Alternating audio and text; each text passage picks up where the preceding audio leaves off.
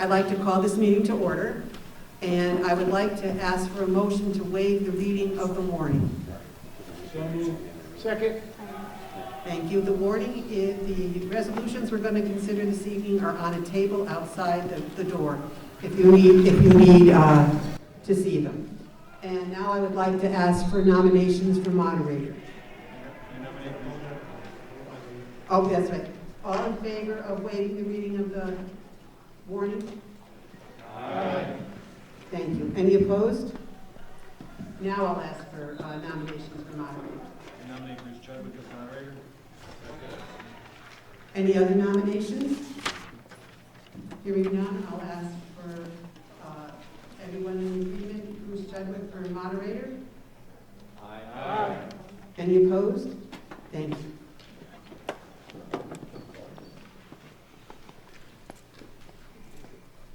Good evening, everyone. Before we get started, I'd like to ask you all to please rise. More volume. Please rise so we can do the Pledge of Allegiance. And Mr. Thomas, if you could please lead us in the pledge. I pledge allegiance to the flag of the United States of America and to the republic for which it stands, one nation, under God, indivisible, with liberty and justice for all. Good evening, everyone. My name is Bruce Chadwick, and thank you for entrusting me to be your moderator for this special town meeting. The warning of the meeting has been waived, but it's been in the paper, published on May 14th, and as Paul indicated, there are copies of it in the front vestibule. We have one item to be discussed at this meeting tonight, and that is a resolution to appropriate $135,600,000 for the design and construction of a new high school on the grounds of the existing high school campus, demolition of substantially all of the existing Farmington High School other than the 900 wing. Some technical difficulties. One moment, please. Good evening, everyone. Sorry for the technical difficulties. Our understanding is that people that are on Zoom cannot hear us. They can see us. We will have a phone line open to call in for questions, and this entire meeting is being tape recorded, so if you miss anything you want to hear the tape, you can contact the town manager's office or town clerk's office to get a tape recording of the meeting, but we need to proceed. So again, good evening. My name is Bruce Chadwick. Thank you for electing me as your moderator of this meeting. I'll now describe the process. We have waived the reading of the warning of the meeting, which was published in the Hartford Courant on May 14th. We have the Pledge of Allegiance, so we'll move on to the business at hand.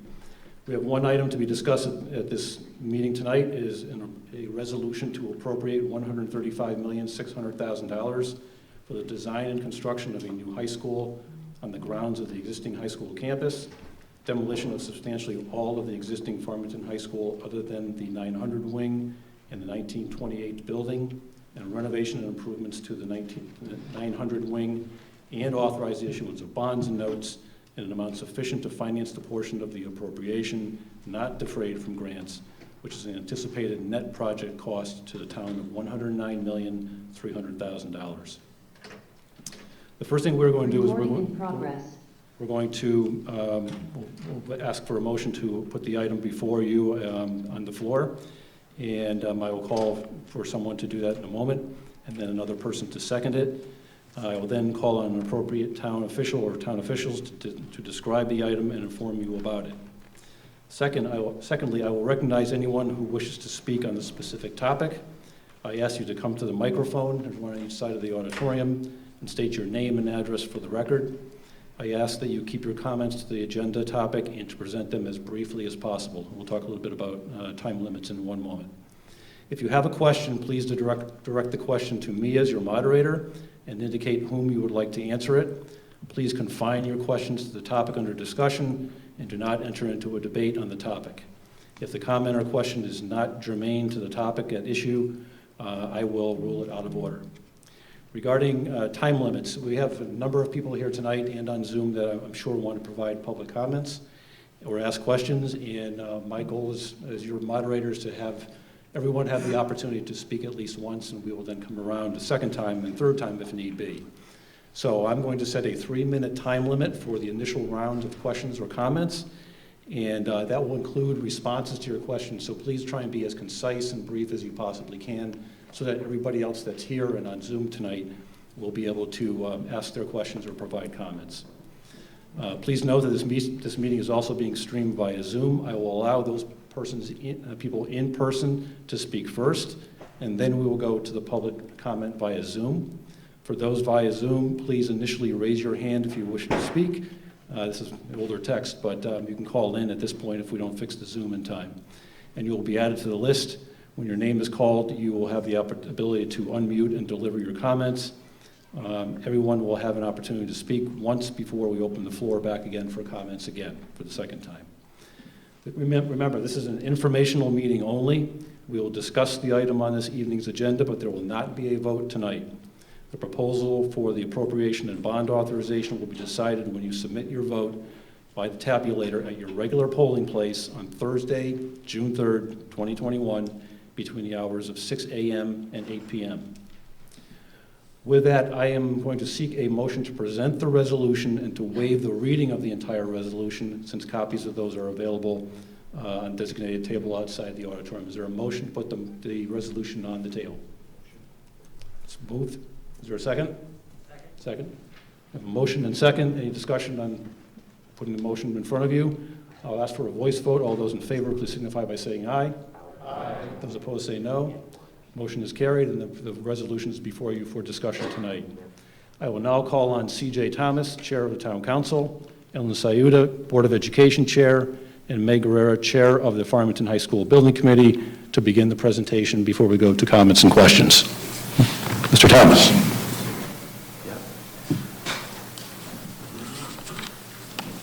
Thank you, Bruce. Good late evening, and welcome to the special town meeting on the Farmington High School building project. My name is C.J. Thomas. I'm the chair of the Farmington Town Council. For tonight's presentation, I'm joined by Ellen Sayuda and Megan Guerrera, and also in attendance are members of the Town Council, members of the Building Committee, and members of the Board of Education. The town established the FHS Building Committee in March of 2019. After 2 years of work, the FHS Building Committee has brought the project before us that we'll be discussing tonight, and we will be asking voters to vote in consideration of that on June 3rd, Thursday, from 6 a.m. to 6 p.m. We will provide an overview of the FHS building project, the proposed timeline, the projected cost, and the projected tax impact.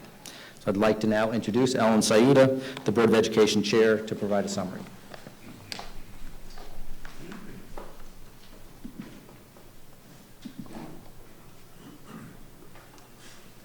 Thank you, CJ. Good evening, everyone. Delighted to be here tonight to present a brief project summary.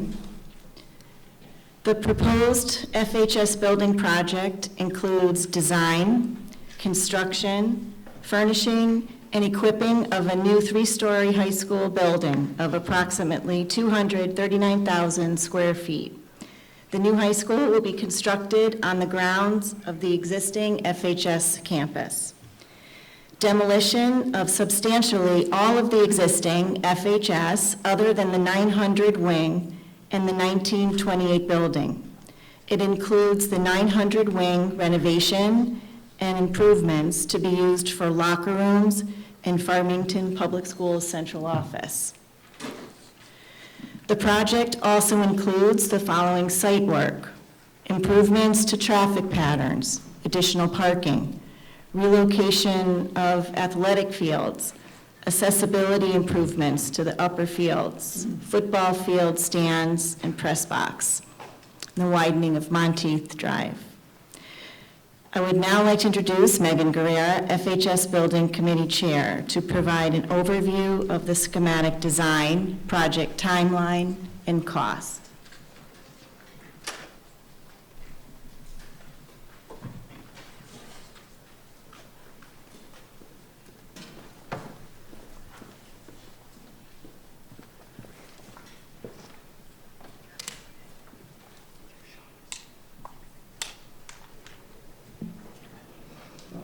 Thank you very much, Ellen. So I would like to begin with an overview of the schematic design. This slide shows the first floor, or the ground floor layout.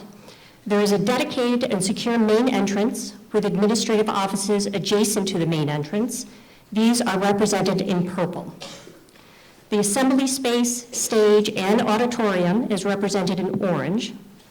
Next to that is the cafeteria in yellow, with the kitchen area in the gold color.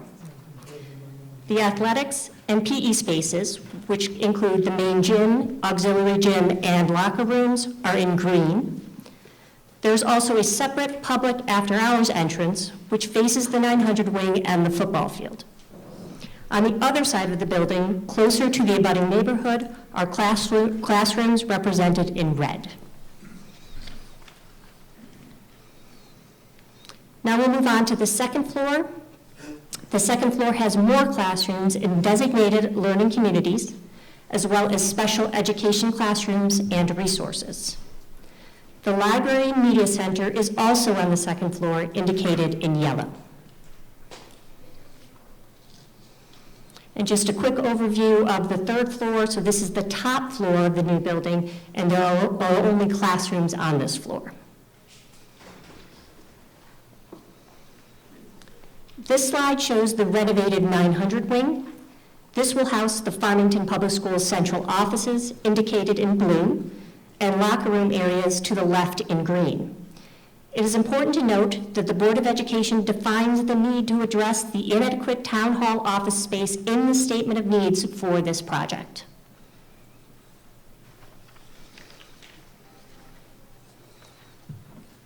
Now I'd like to move on to estimated project timeline.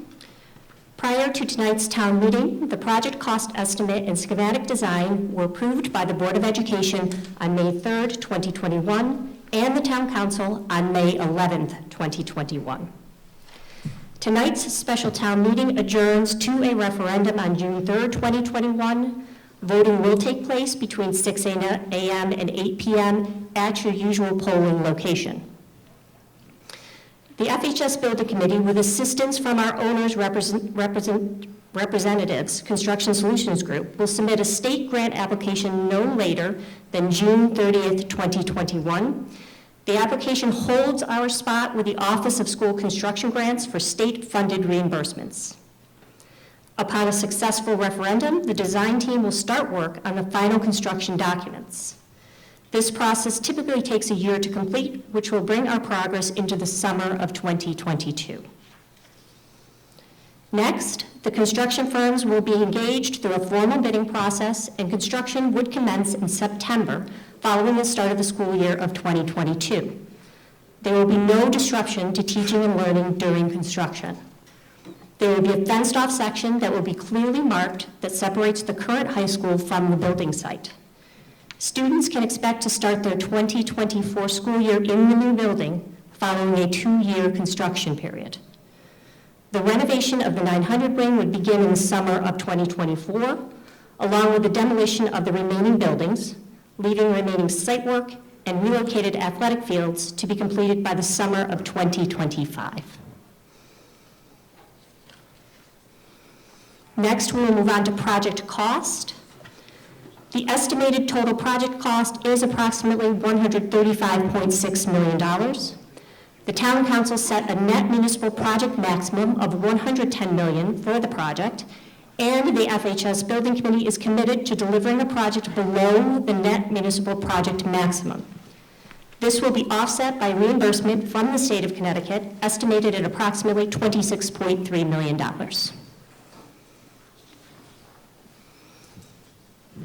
I'm now going to move on to a more detailed budget review. I'm going to take my time on this because there's several lines and columns to go through, so hopefully talking about different colors and codes will help you kind of follow along in the discussion. So the following slide shows a brief overview of project costs broken down into columns from left to right with descriptions, original costs, and adjusted costs. The original costs were estimated in February of 2020 using independent cost estimators in accordance with the Building Committee's charge. The adjusted costs followed in May after the Town Council charged the Building Committee with sharpening their pencils to fall within a targeted net town share between $105 million and $110 million. The building committee approved the amended cost estimate for the project, which is indicated in orange, at their March 10th, 2021 meeting. So now, beginning with the first two rows, these categories are costs required to complete the project, but fall outside the direct construction costs. On the first line, we have the architectural and engineering fees at $300,000 for the 900 wing and $5.3 million for the new building, totaling $5.6 million. These fees include all the work required to design and engineer the building, including certified consultants in specialized fields, such as IT, commercial kitchens, and food services, and universal design. The next row incorporates all the professional fees at $2.9 million, broken out into $100,000 for the 900 wing and $2.8 million for the new building. These fees are also unrelated to direct construction costs and include such items as project management, testing and inspections required throughout the project, legal fees, insurances, and bonding costs.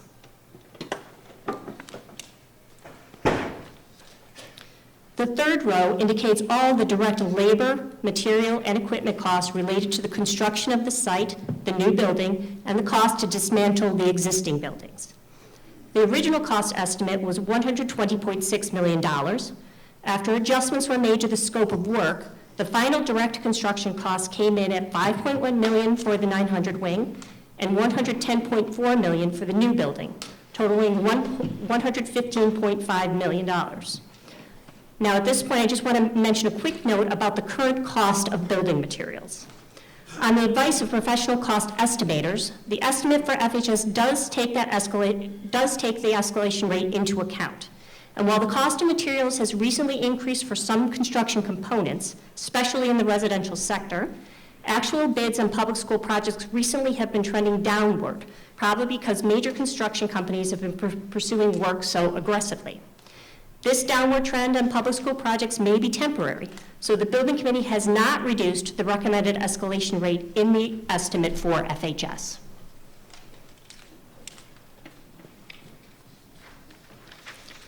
With no funds included on the alternates line, the next row includes the cost allocated for all the interior and exterior furniture, program equipment, audiovisual equipment, as well as any other technology-related items required to equip the school. The original estimate was adjusted from $5.6 million to $5.1 million, $200,000 for the 900 wing, and $4.9 million for the new building. The next row indicates dollars reserved for any possible unforeseen costs that may materialize during construction. These numbers were adjusted from an original $7.1 million down to $6.4 million, $300 for the 900 wing, and $6.1 million for the new building.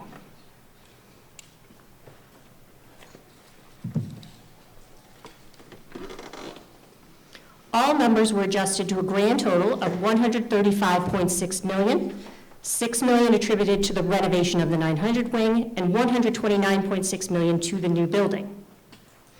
Next are the estimated state reimbursement costs.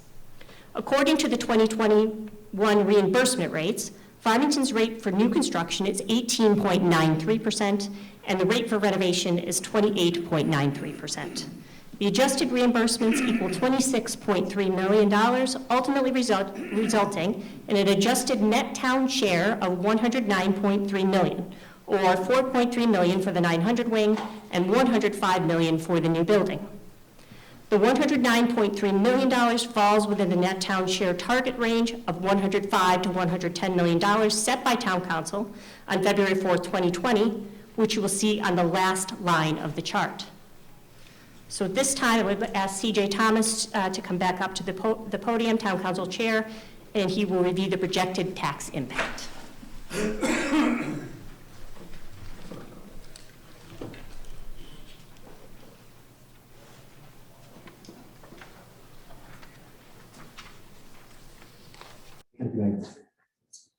To determine the project's projected impact, a financial forecast was prepared by the Town of Farmington's Finance Department and presented to the Town Council. The forecast was created by using historical data and certain financial assumptions. to provide a comprehensive evaluation of Farmington's financial position over the next 10 years, as opposed to viewing the project as a standalone project. The financial assumptions used in this forecast include, but are not limited to, grand list growth based on historical averages, increases to operating budgets for the town and Board of Education, increase in the capital budget, and debt service for the existing and future debt based off of the town's 7-year capital improvement plan. This includes $2.2 million per year to address the K-8 code analysis and building and ground survey, also known as the Fryer report. The cost of the project and the impact to taxpayers are two different things. As a result of the ongoing retirement of existing bonded debt, there will only be 5 years, fiscal year 2023 through fiscal year 2027, during which the high school project will increase property tax. The impact or increase in taxes on a homeowner with an average value, this is their assessed value, of $226,777 is estimated to be $466 in total over those 5 years. That increase remains for the duration of the 20-year bond. Beyond those 5 years, there is no incremental increases to taxes due to the high school debt issues. In other words, after 5 years, the high school is not driving any potential increases in the taxes. I encourage everyone to vote in the upcoming referendum. I encourage your friends and neighbors. We always look forward to a high turnout in any elections or referendums we have. The referendum will be held Thursday, June 3rd, 2021 at your regular polling place. Polls will be open from 6 a.m. to 8 p.m. and absentee ballots are available in the town clerk's office. I will now turn it back over to Bruce Shibler.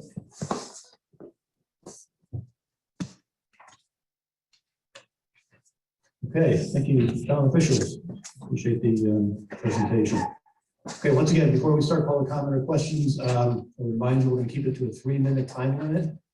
Please try and be succinct. I will give you a short warning to please summarize about 2.5. We're just getting close to 3 minutes so that you can wrap up your comments. So we can move on to the next speaker. So with that, the floor is yours. I'll open it up to public comment or questions that people may have here in the building tonight.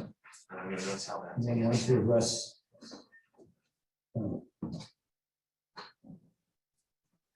Yes, sir.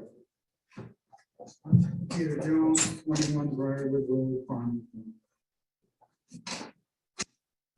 4 years ago, 5,000 voters told you no.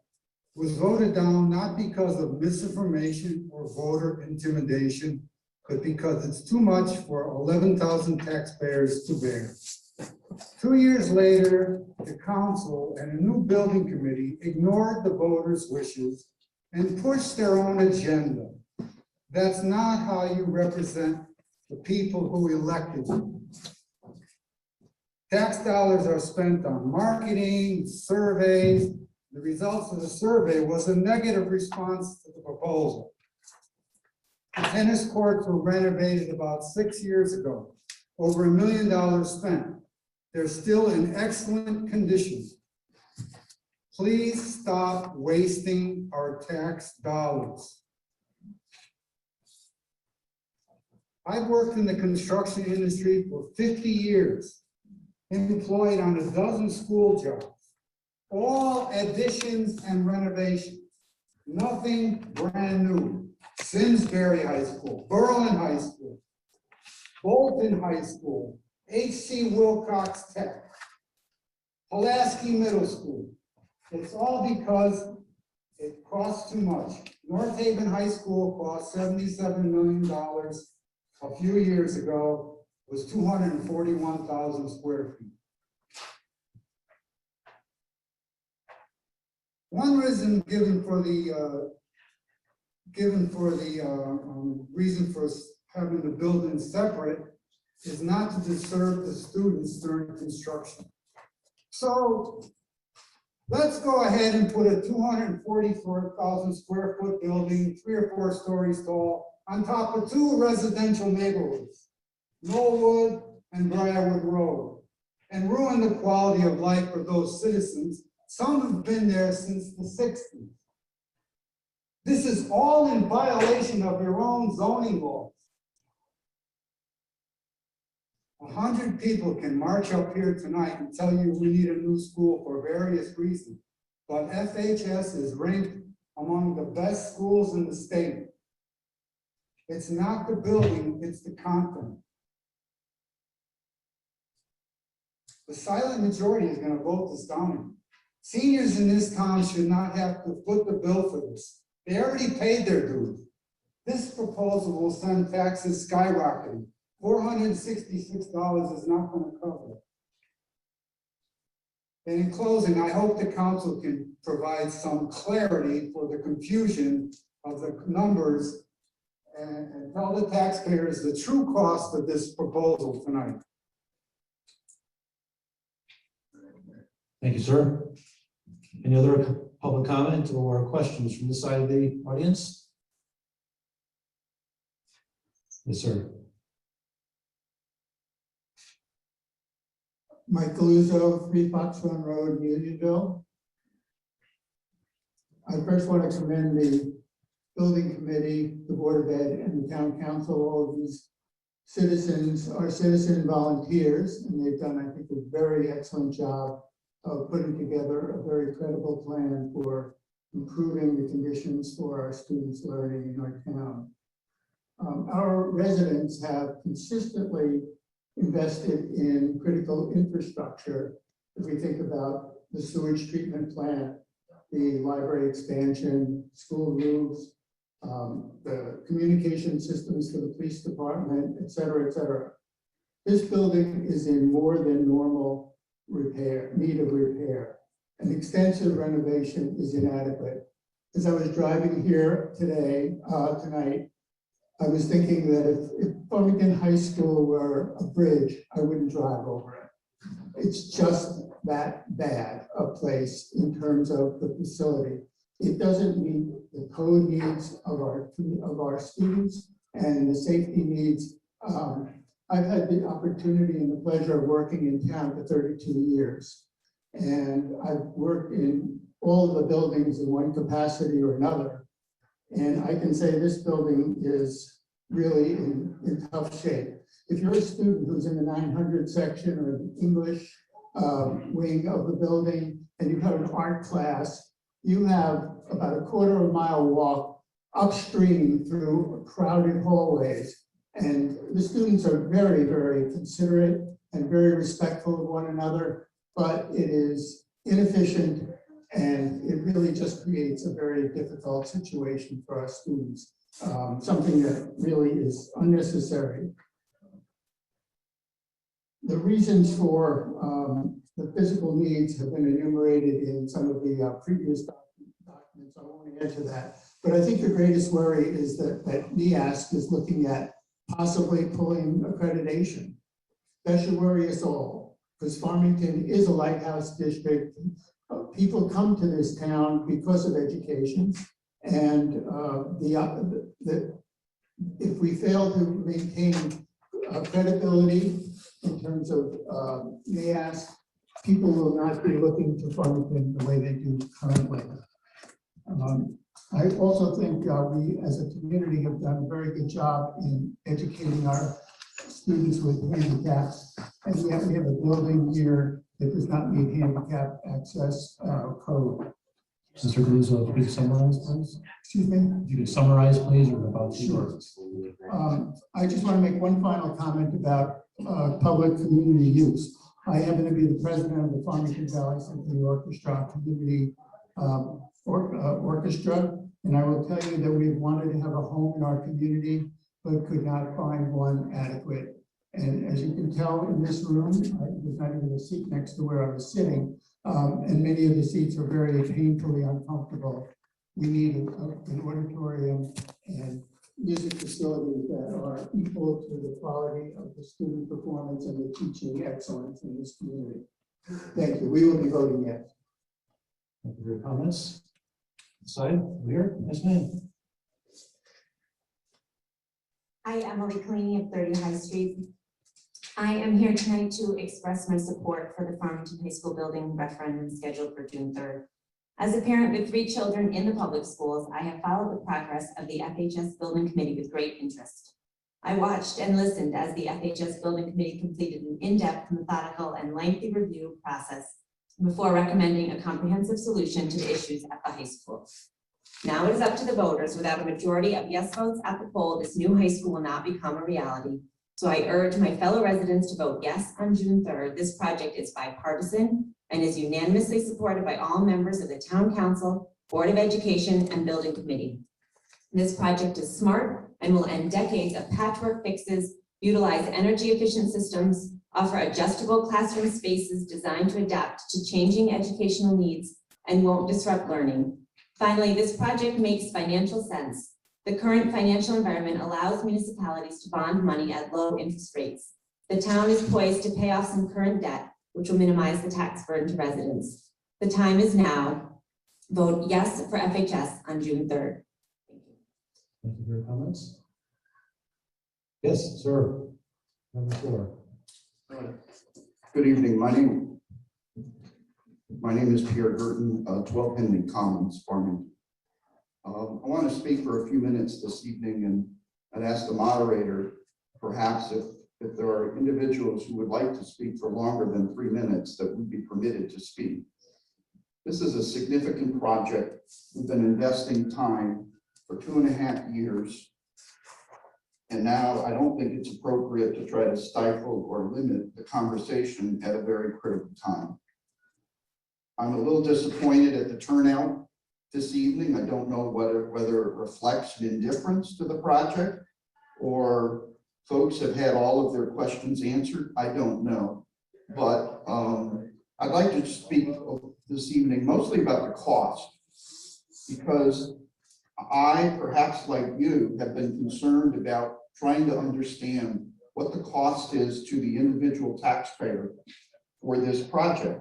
And I don't believe that a lot of the information that has been shared has been sufficiently thorough for us to understand. Perhaps myself has an interest in understanding it in more detail than the average taxpayer.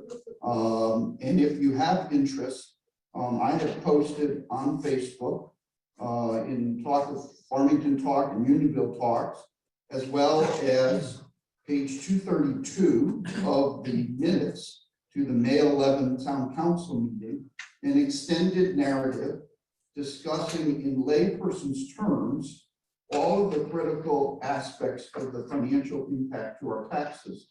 I'd advise you or suggest that you read it if it can be helpful to you.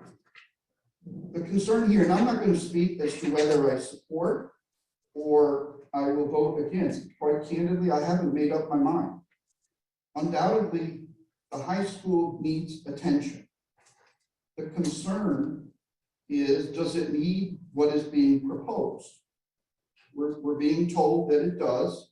We've gone through 2 building committees and 3 sets of architects have kind of given us the same numbers. So if we accept that as perhaps the basis of what our decision revolves around, then the question is, how do we afford it? Because we've had 2 substantial projects back to back, a 50+ million water improvement project, and then now presumably $109 million high school. And that is my concern.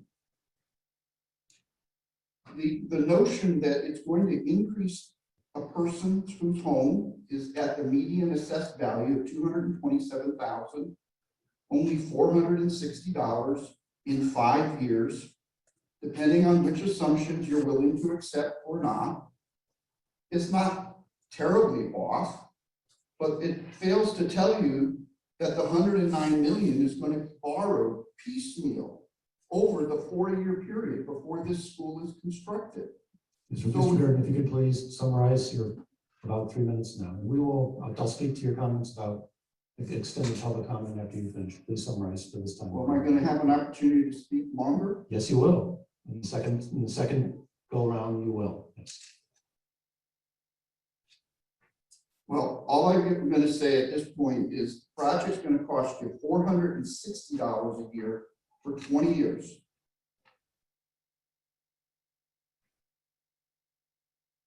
Thank you. Okay, thank you.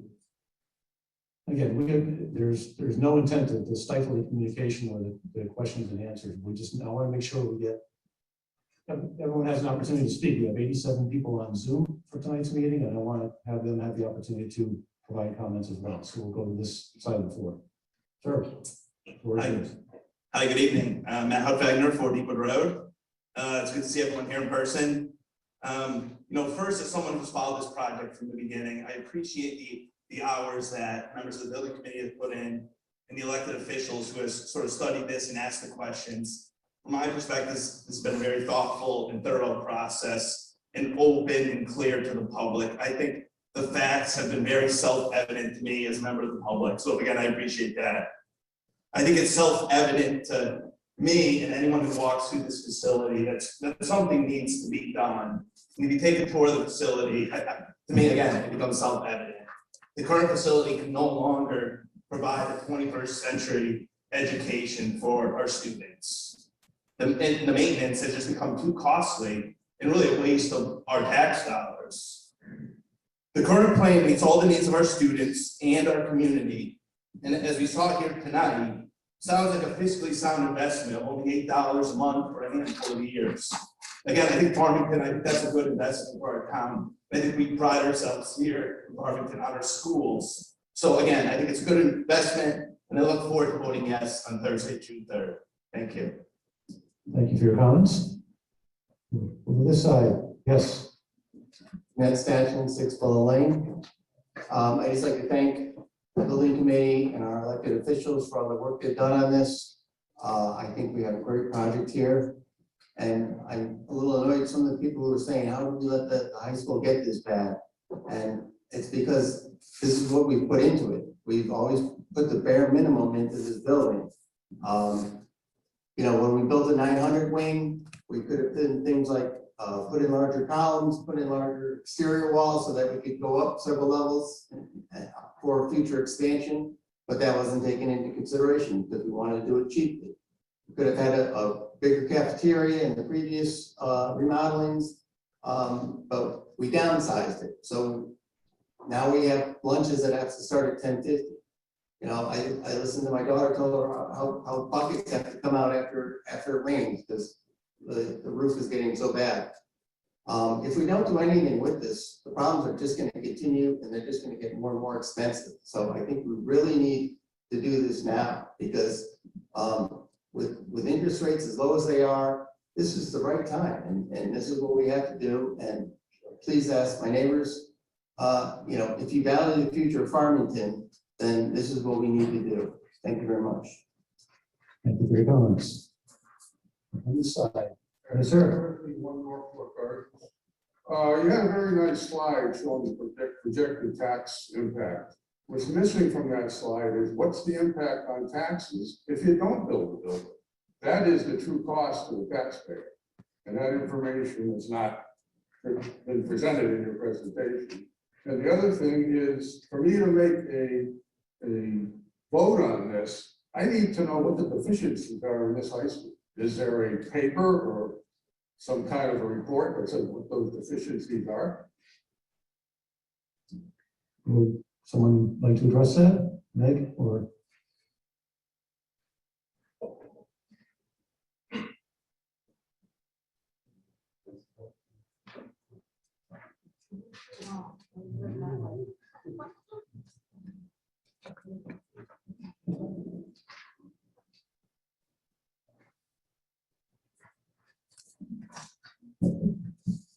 Thank you for your question. My name is Kathy Breeder. I'm the superintendent of schools. And we do have an approved statement of needs. It's a requirement when we put together a building project. It is on the website for the Farmington High School Building Committee. I can summarize some of the areas of need. The first is accreditation and accessibility. So I think someone mentioned earlier that we are on a warning status for accreditation. because of the lack of ADA compliance, and that is providing accessibility for all members of our school district, community, as well as our greater community here in Farmington. So many areas, just like this auditorium, are not ADA accessible, and there are many, many areas. I can name a few. The cafeteria, the auditorium, the library. We cannot utilize the second floor. Several bathrooms within the facility are also not ADA compliant. And because of that lack of ADA compliance, we are in a warning status on our accreditation. If we were to lose accreditation, there are many different consequences, including lack of scholarships for our students and our students not being able to get into the most competitive colleges. So I can go in more depth if anyone has a question about that. But as far as ADA compliance, I named the media center, our gymnasium, some classrooms, bathrooms, our weight room, our auditorium, the stage, the orchestra pit behind me, second and third floors of the 1928 building. We do have a elevator to go up in those areas, but it is too narrow. It's actually not ADA compliant as an elevator. And various other spaces. We also have security compliance issues with 23 separate entry points, sightline issues, a lack of private and public separation, and just a very difficult building orientation. And we have a sprawling layout. That is another area of our statement of needs. And this is because it's mostly a one-floor, inefficient facility with many long and narrow hallways. And we know that we've had several renovations in 1952, 1964, 1969, 74, 78, 96, and 2003. And that's what contributes to the sprawling building, is adding on because of enrollment over time. 30% of the square footage in this building is used for hallways instead of instructional space. We could get many classrooms out of that 30%, which really is a need here, where we've run out of classroom space given our enrollment. And it also is associated with increased energy costs. The next is educational programming, and this is another reason why we're on NEAS warning for one of the standards, is because the building is actually impacting the quality of education we provide. Inadequate classroom space, overcrowded study halls, an undersized library, inadequate space for robotics, special education, science labs, and performance spaces, a lack of collaborative workspaces in the world we live in today. When our students move on to college and careers, that is essential for our students, and an auditorium and cafeteria that are also undersized given our population. These sections of the building were built at a time where we have lower enrollment. And then the building envelope, code compliance, and energy efficiency are also areas that have been highlighted in our statement of needs. So to get more detail on this, you can certainly visit our website, but generally it's accreditation and accessibility, security compliance, sprawling layout, educational programming, and building envelope, code compliance, and energy efficiency. What about, you have to answer the other part of my question. The other part of the question was. I need to know the net tax impact. You're giving me some numbers that say we're going to retire bonds, we're going to do this. It's only going to be X number of hours. If we didn't build the school, then I assume our taxes would go down. So I need to know the net cost of the school, which is not available in your documentation.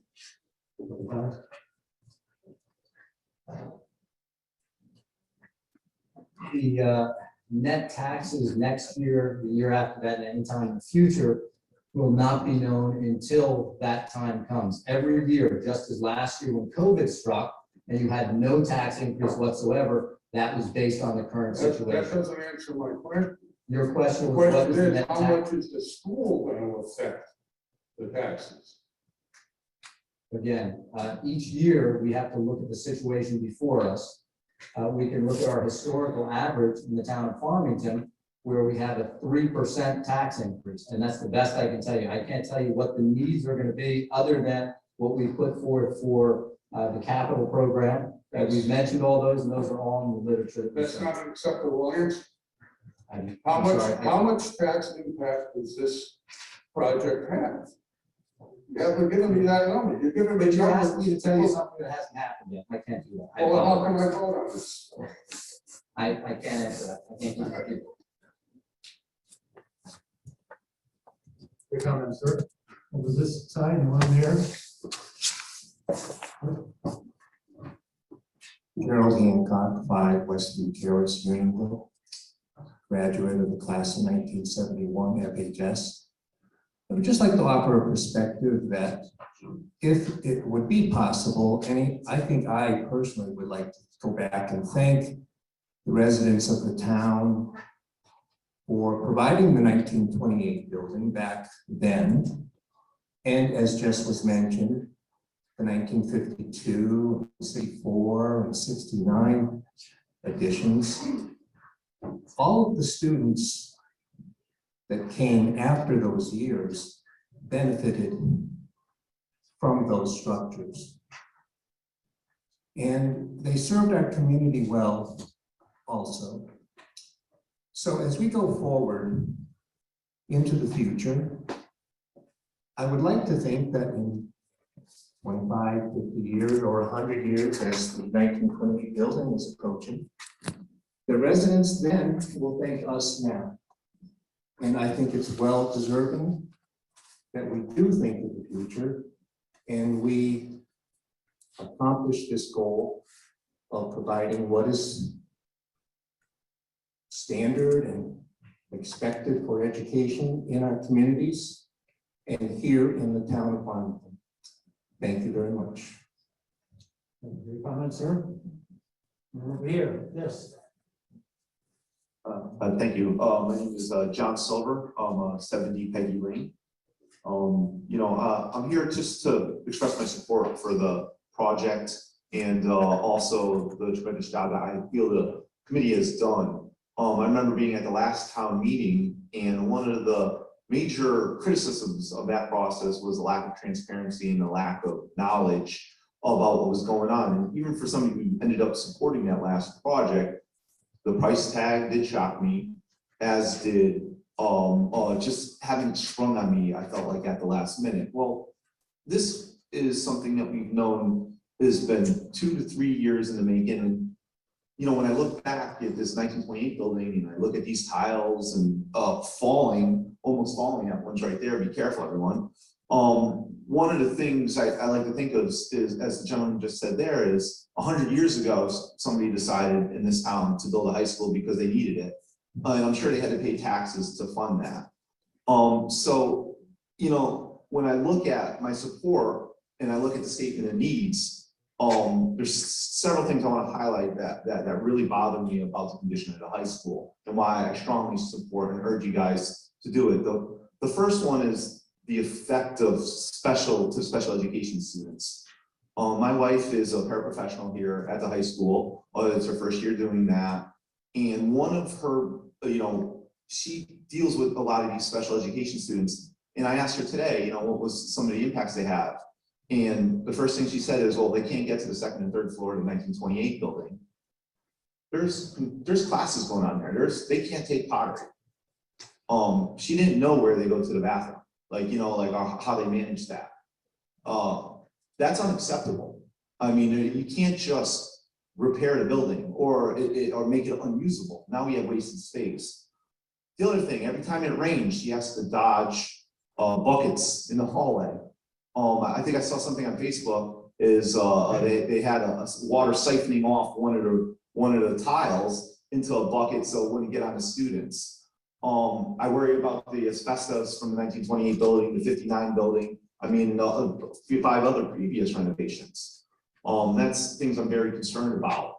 And so then you convinced me that you need something to build and we need new schools. So now it comes to the cost. And, my daughter's a freshman here. My son, she may or may not benefit from this new high school. My son will likely benefit from the high school if it's approved. So, you know, as a parent, I get it. I'm gonna at least see some kind of, my children are gonna use it.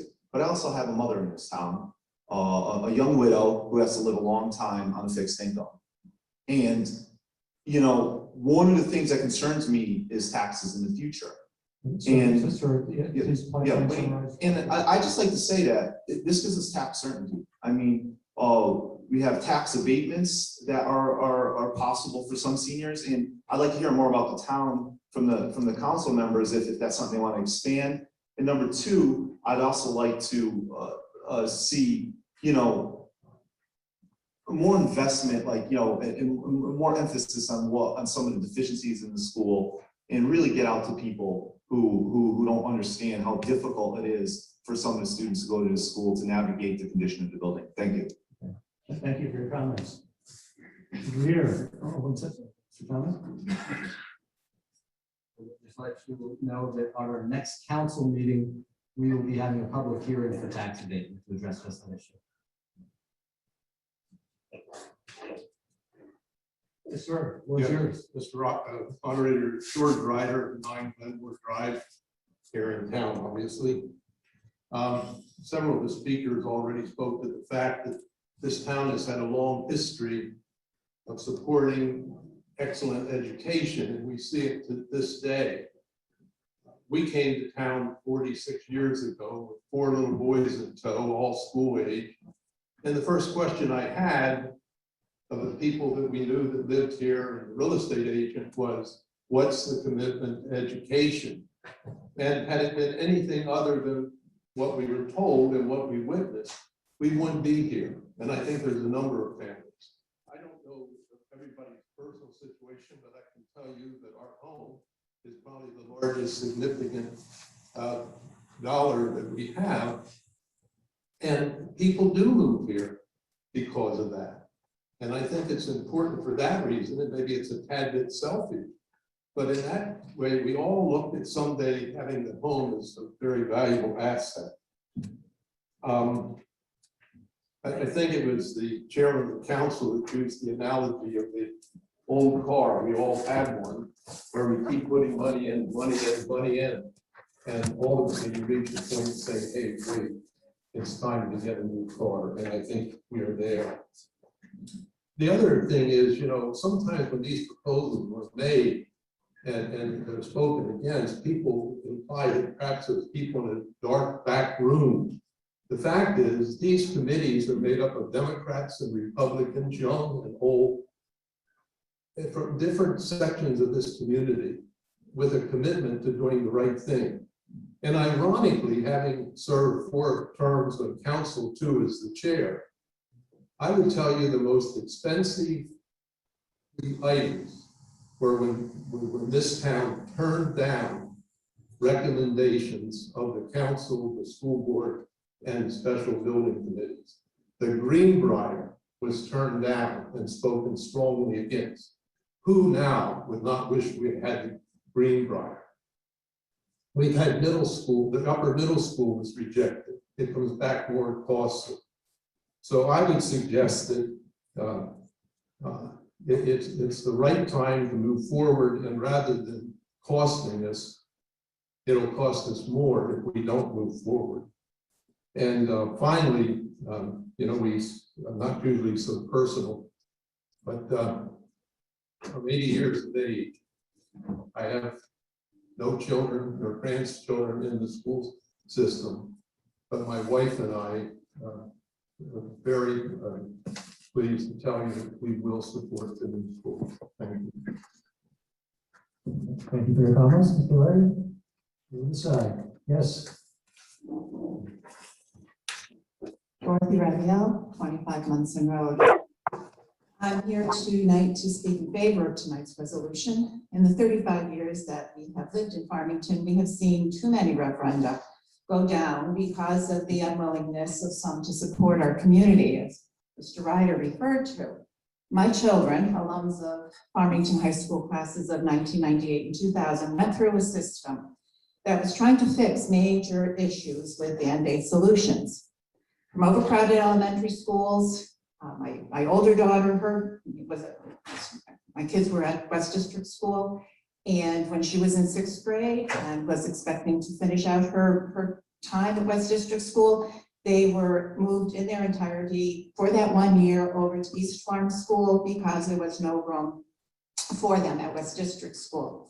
So we saw overcrowded elementary schools, the middle school referenda that were voted down, and these issues were inadequately addressed. And then the continuing deterioration of the high school. These issues were ignored or addressed with a patchwork of temporary fixes. Construction, noise, and disruption followed my daughters throughout their years here. Now, I have 2 grandsons who live in town. And in only 5 short years, the oldest will be crossing the threshold of Farmington High School. It is my fervent desire that he and his classmates will be entering a new facility, one that will support the quality education that our young people deserve. I am a retired teacher. I spent more than 40 years in the field. I know the dangers that can happen. I served on many NEASC committees, and I know what happens when a high school facility is put on warning. This is a very, very dangerous place for us to be if we are simply looking at our pocketbooks. Think about what our property values are going to be if new incoming people feel the only place that their children are going to receive an adequate high school education is by going to the privates. That's not going to be good for our bottom line. So I'd like everyone to think about that. And so I just want to reiterate, as a senior citizen on a fixed income, and maybe I have a selfish, cause here because of my grandchildren. But I really think that this is the moment. We've kicked the can down the road too often, and right now we've hit the wall. So I urge everyone to vote yes. Thank you for your comments. On this side, anyone? Yes, sure.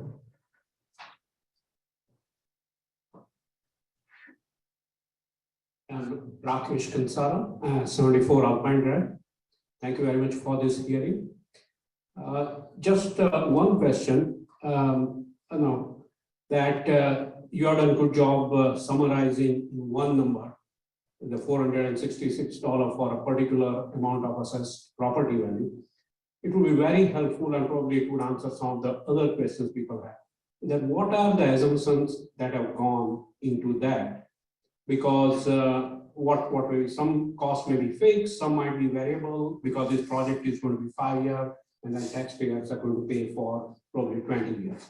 So what can change? But if there's a little bit of a transparency there as to how that average number has arrived, that would be very helpful in making a decision. Thank you very much.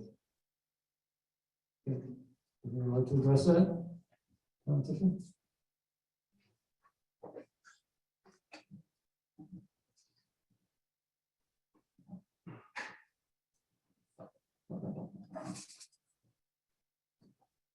Okay, there are a number of financial assumptions that go into that number. The increases in what our taxes will be going forward, and that's the 3% average historical number. The pension contributions, we're projecting to increase those by 11.35. Our debt service, including that 2.2 million that goes into the K-8 schools, according to the Fryer report, and this bonding issue. Also, we're assuming interest rates. We've assumed higher than they are right now, and higher than we could achieve if we went after bonding right now.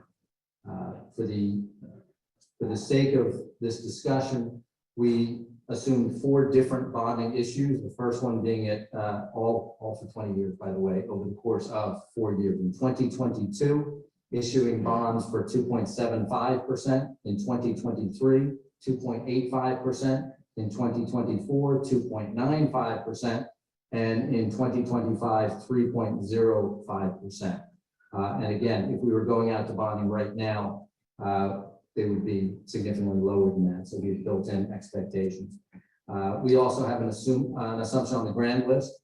We assume that will increase 0.69% per year, but we're using historical average on that. That's our 10-year historical average.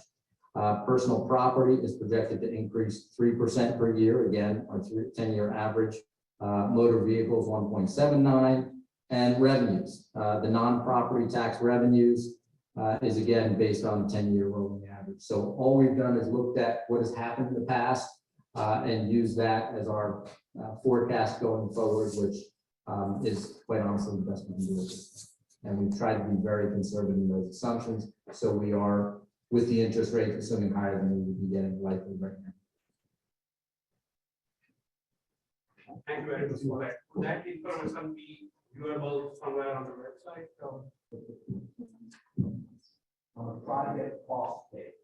On the building committee website, there's a project cost page for that full financial forecast of that all. Thank you. So that information is available on the town's website, the project cost page. Okay, thank you. Okay, back to this side, yes. Good evening, everyone. My name is Jake Brickner, I live at 111 River Road, Unionville. I'm a student at James Madison University down in Virginia, and I just graduated from here last summer. I just wanted to emphasize that this high school is like a second home to all the students. I was in the athletics program, played basketball, golf, baseball. I played the cello since second grade. And in my sophomore year, which was in 2017, Jesus. I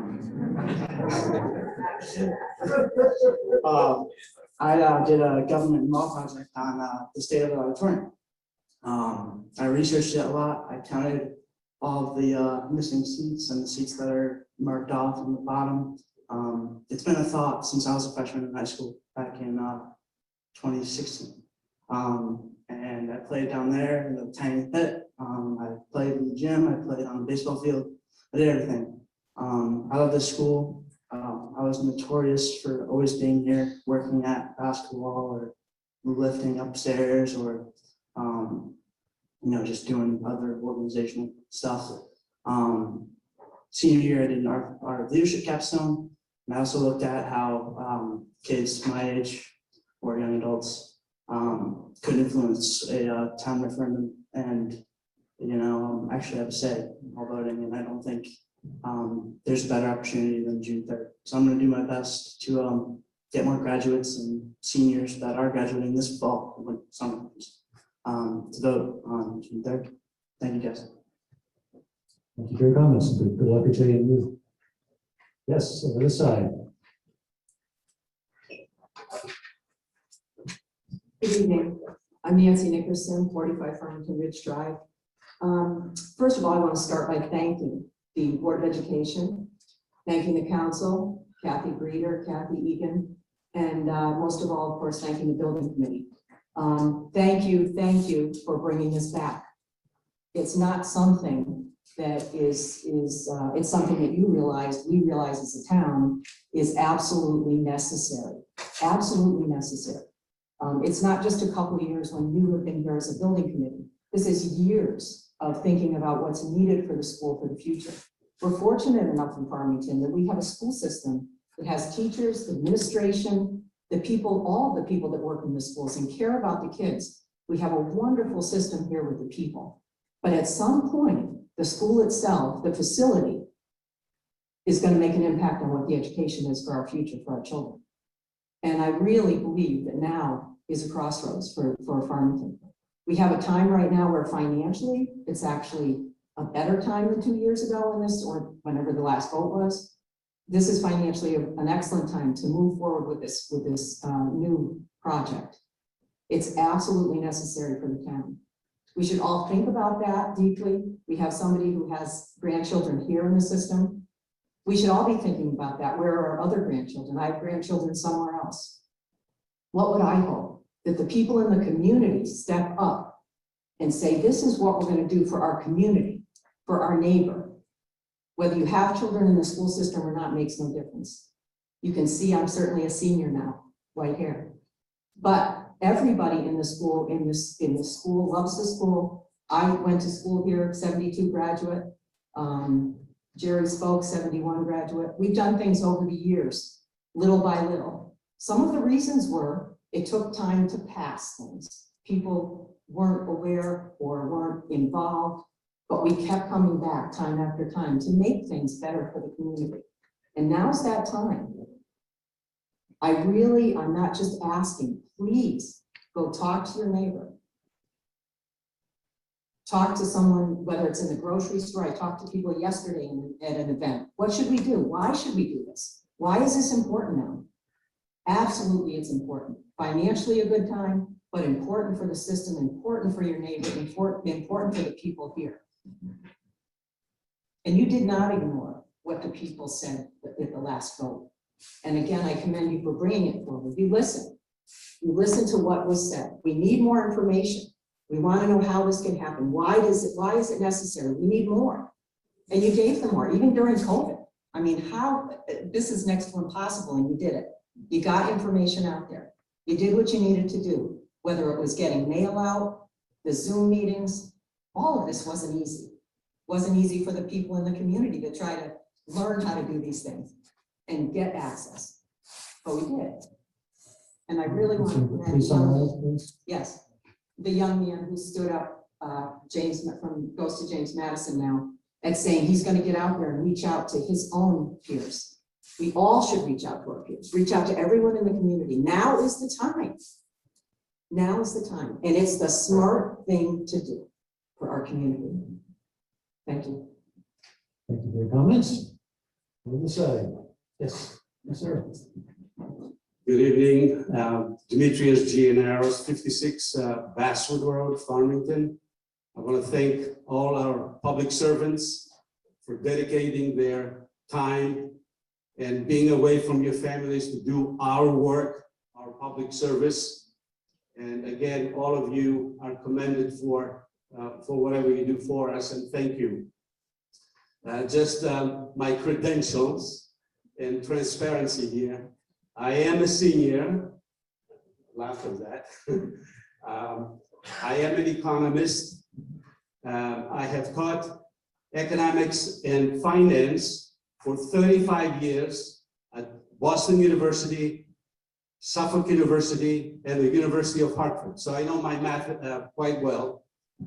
And when we teach economics or finance relating to projects, we always emphasize to the students that you must calculate all the potential benefits of a project against all the potential costs. So you cannot come here and talk only about costs if you're really seriously discussing whether a project is valuable or not. The other thing you must do is, what would be the benefit or cost if we don't carry out the project? Because there are costs to our town if we don't do what we are proposing to do tonight here.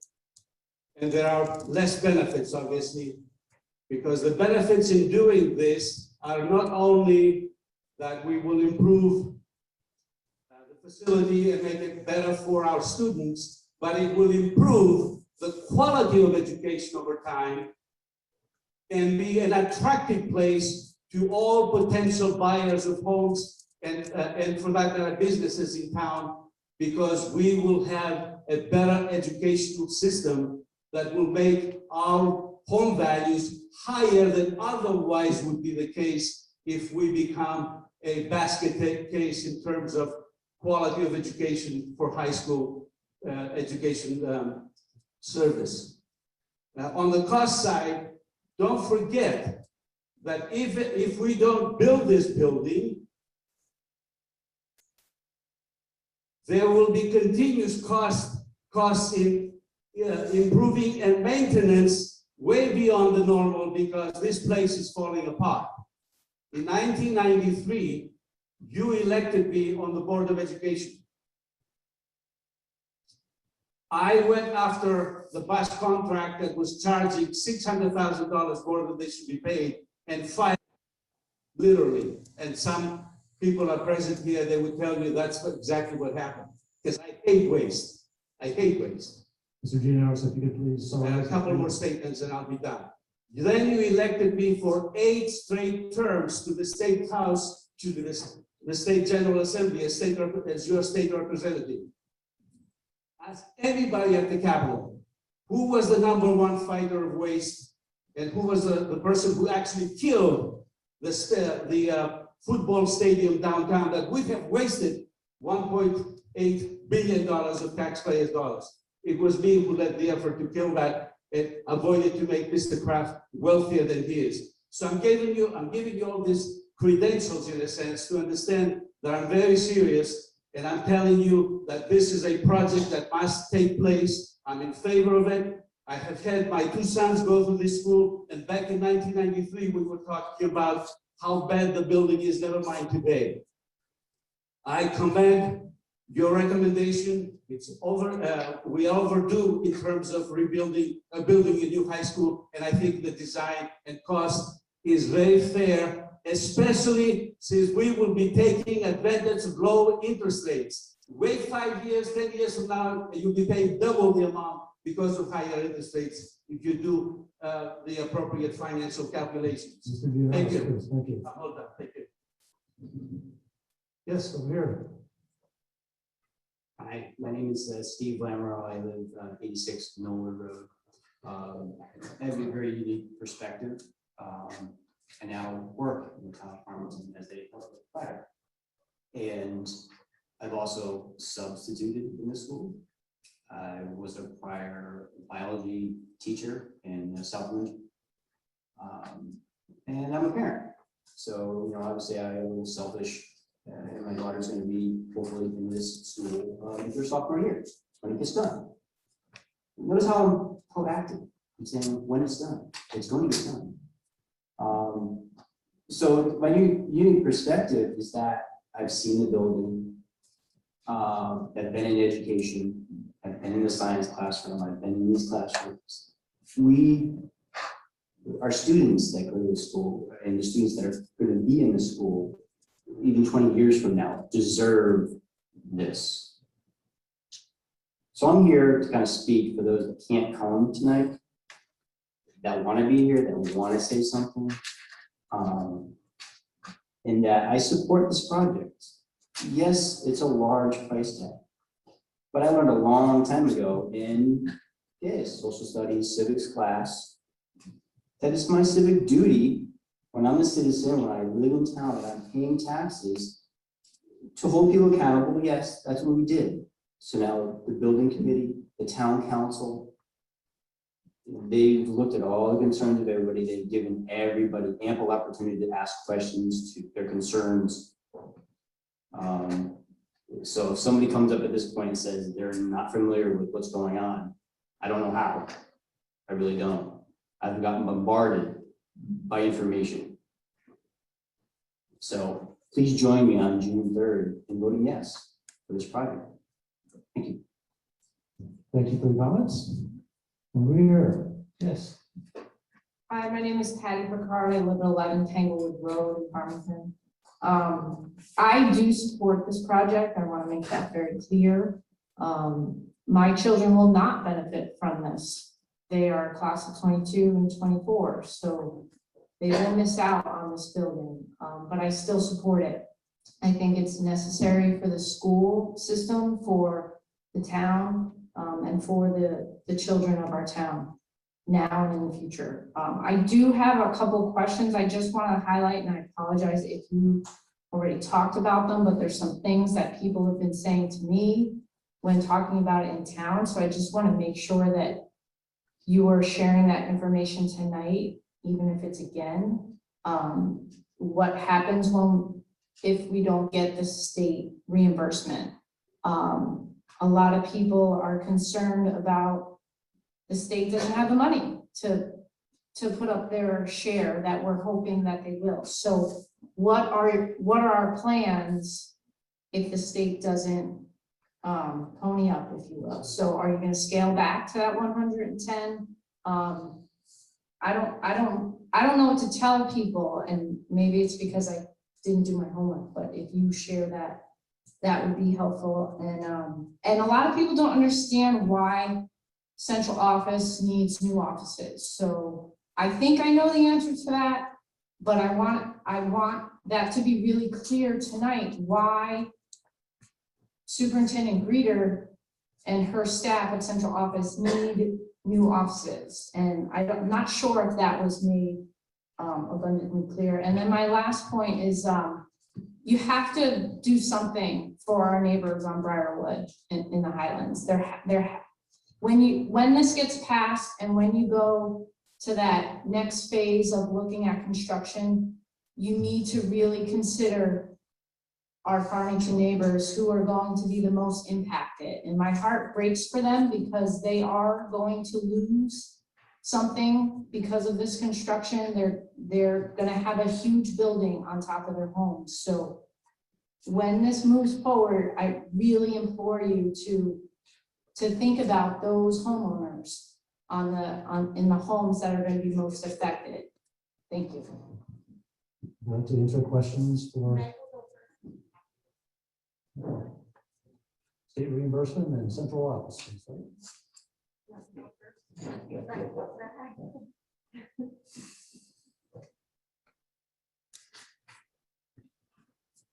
Again, thank you for that question. We've heard that question as well. And this is the question about the 900 wing and central office.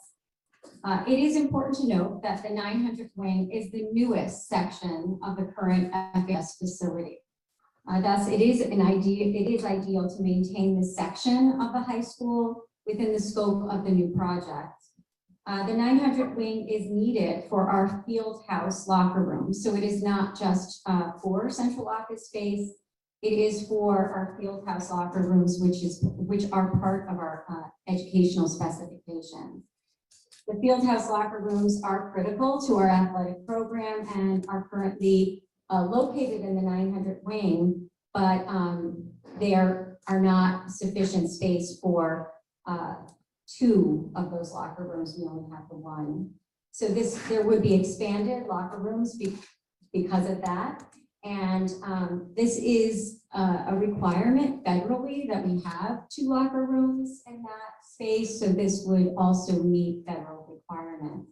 Second, the use of the 900 wing to house our district technology department will expand instructional space at the new FHS facility for our students because the department is currently taking up space, square footage, 2 classrooms within the current high school. Our district-wide technology department supports technology infrastructure and operations in all 7 schools and for the town hall because we collaborate so closely with town departments. We do not have adequate space in town hall to house our technology department. So this department is currently off-site at the FHS facility. By freeing up this space, we capture more instructional space for our students in the new proposed high school. Farmington has one of the smallest staff levels for central office in the entire state of Connecticut. We rank 156 out of 166 towns in general administration, with 1 spending the most and 166 spending the least. Only 10 other school districts in Connecticut spend less than Farmington on central office administration, yet we experience favorable and impressive achievement outcomes. Due to the efficient staffing levels within central office, the 900 wing will house the following central office departments in a reasonable level of square footage: technology, special services, finance and operations, human resources, facilities, curriculum, and instruction. The town hall is overcrowded and there is not adequate space for the current central office and town-related staffing. The pandemic brought to light other issues with central office due to the lack of social distancing, due to overcrowding within our limited office space. We will need to move out of central office no matter what, due to overcrowding between the school and district departments and the town of Farmington departments, which will require funding. The use of the 900 wing is the most cost-effective approach to fully maximize the space within that 900 wing that we need for the locker room space. This will avoid a costly purchase of space for central office somewhere else in Farmington or costly leasing option.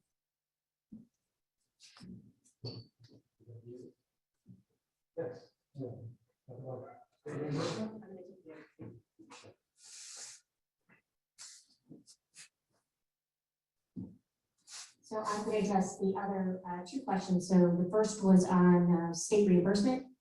and what would be the steps if for some reason there was concern about that reimbursement. And I believe the second part was about neighborhood impacts and what we could do or have done, conversations so far, and what that means to those neighborhoods moving forward once the referendum is passed. So starting with state reimbursement, couple things here. So as we mentioned in the timeline conversation, we talked about the fact that we will be submitting an application for state reimbursement with our professional partners, and that will be done at the end of June. What that does is automatically start the process to put us what's called on the priority list for state funding. Once that happens, once you are on the priority list, we have been told by our professional partners through their many years of experience that really does mean that funding is coming our way.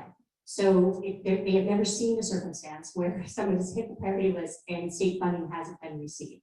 So keeping that in mind, that this is obviously a process that we try to understand. We've had conversations continually with the state so that they understand our project, they understand what the implications are, they understand the cost. We've had many conversations about our reimbursement rate with them, and they really followed us through the process. So we're very confident that the application will be accepted. We will go on that priority list, which then it really puts us in a great place as far as reimbursement is concerned. Second part to that answer that question, though, is if you remember also in our conversation previously, we talked about a net municipal maximum that was set by town council, which is that $110 million. So that $110 million is reached by that offset of the $26.3 million for reimbursement. When we talk through this process, we clearly have stated every single time we talk to the community that we will not exceed that $110 million maximum. So if for some reason, and this would be a circumstance that has never been seen, there was some issue around reimbursement, we would then be back at the table for conversation to say that what do we do? How do we handle that discrepancy in the dollars of that $26 million is attributed to the reimbursement from the state? So it's really a two-part answer to the question as far as we've done everything we can to place us appropriately to receive that reimbursement. And also there's controls in place as well around the overall cost of the project. That was really something that was part of the committee charge. That was something that was put in place by the ad hoc committee actually very early in the process to make sure we could handle all these situations and make sure that we were keeping on track and staying on budget with the project. So that was the first question, I believe. Does that answer first question, I think? Okay.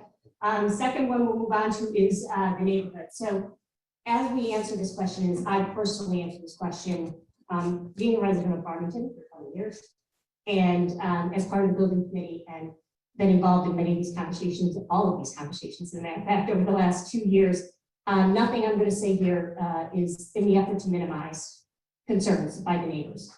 Completely understand, and we certainly have heard many questions and comments from the surrounding neighborhoods or that actually immediately surround the municipal site that the building will be placed on. So keeping that in mind, again, a two-part answer.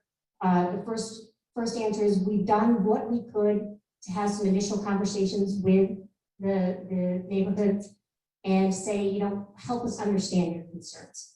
And that is not completely adequate. We completely understand that. But what we try to say is, let's really talk about the concerns and understand what the impacts could be and what kind of things can we put in place to kind of help mitigate those concerns and issues. So, right now, as we look at the site design and as we look at the overall project, there were some things that we were able to do, hopefully to help some of the concerns of the neighbors. So placement of the new building to allow for public access on the opposite side of the abutting neighborhoods. A lot of that community traffic happening on the opposite side of the building. Appropriate site and parking lot lighting. So this is a concern always with neighbors that are very close to this new facility, is putting the appropriate lighting in place so that we're not casting light out where it doesn't need to. So things like that can be part of our design process. Berm plantings along the property line is scheduled prior to construction. So again, really kind of putting something in place to help mitigate any concerns or issues during that construction process. And easy and safe pedestrian access to the current FHS facility during construction. This was a very specific concern we heard from the neighbors, is if all of a sudden you close us off from the existing facility, how will our students and other neighborhood residents actually get onto the property. So we did make adjustments to the overall site plan to make sure that we could accommodate that access during construction. In addition, we've had many conversations with planning and zoning. We've had many conversations about what are the requirements from a town perspective to control noise during certain times of the day, making sure air quality is part of the conversation. So although this conversation certainly doesn't end now, we hope we've started communication with the surrounding neighborhoods so that we can continue that in more detail as we move through the construction process and make sure that they're really part of the planning and understanding as we move forward.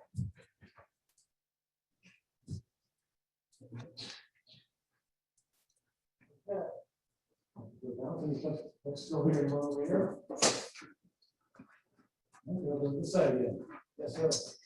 Alex Oshana, 21 Berkshire Drive, Farmington, Connecticut, graduated in 1975. I have a two-part question. One is, I believe it's Kathy, the ADA certification. Why are we in lieu of that? The second question is, the last project that was done in 2003, it's 2019. That's 16 years ago. My ADA question is, the ADA Act came out 31 years ago. Why are we in lieu of losing it? I don't understand that.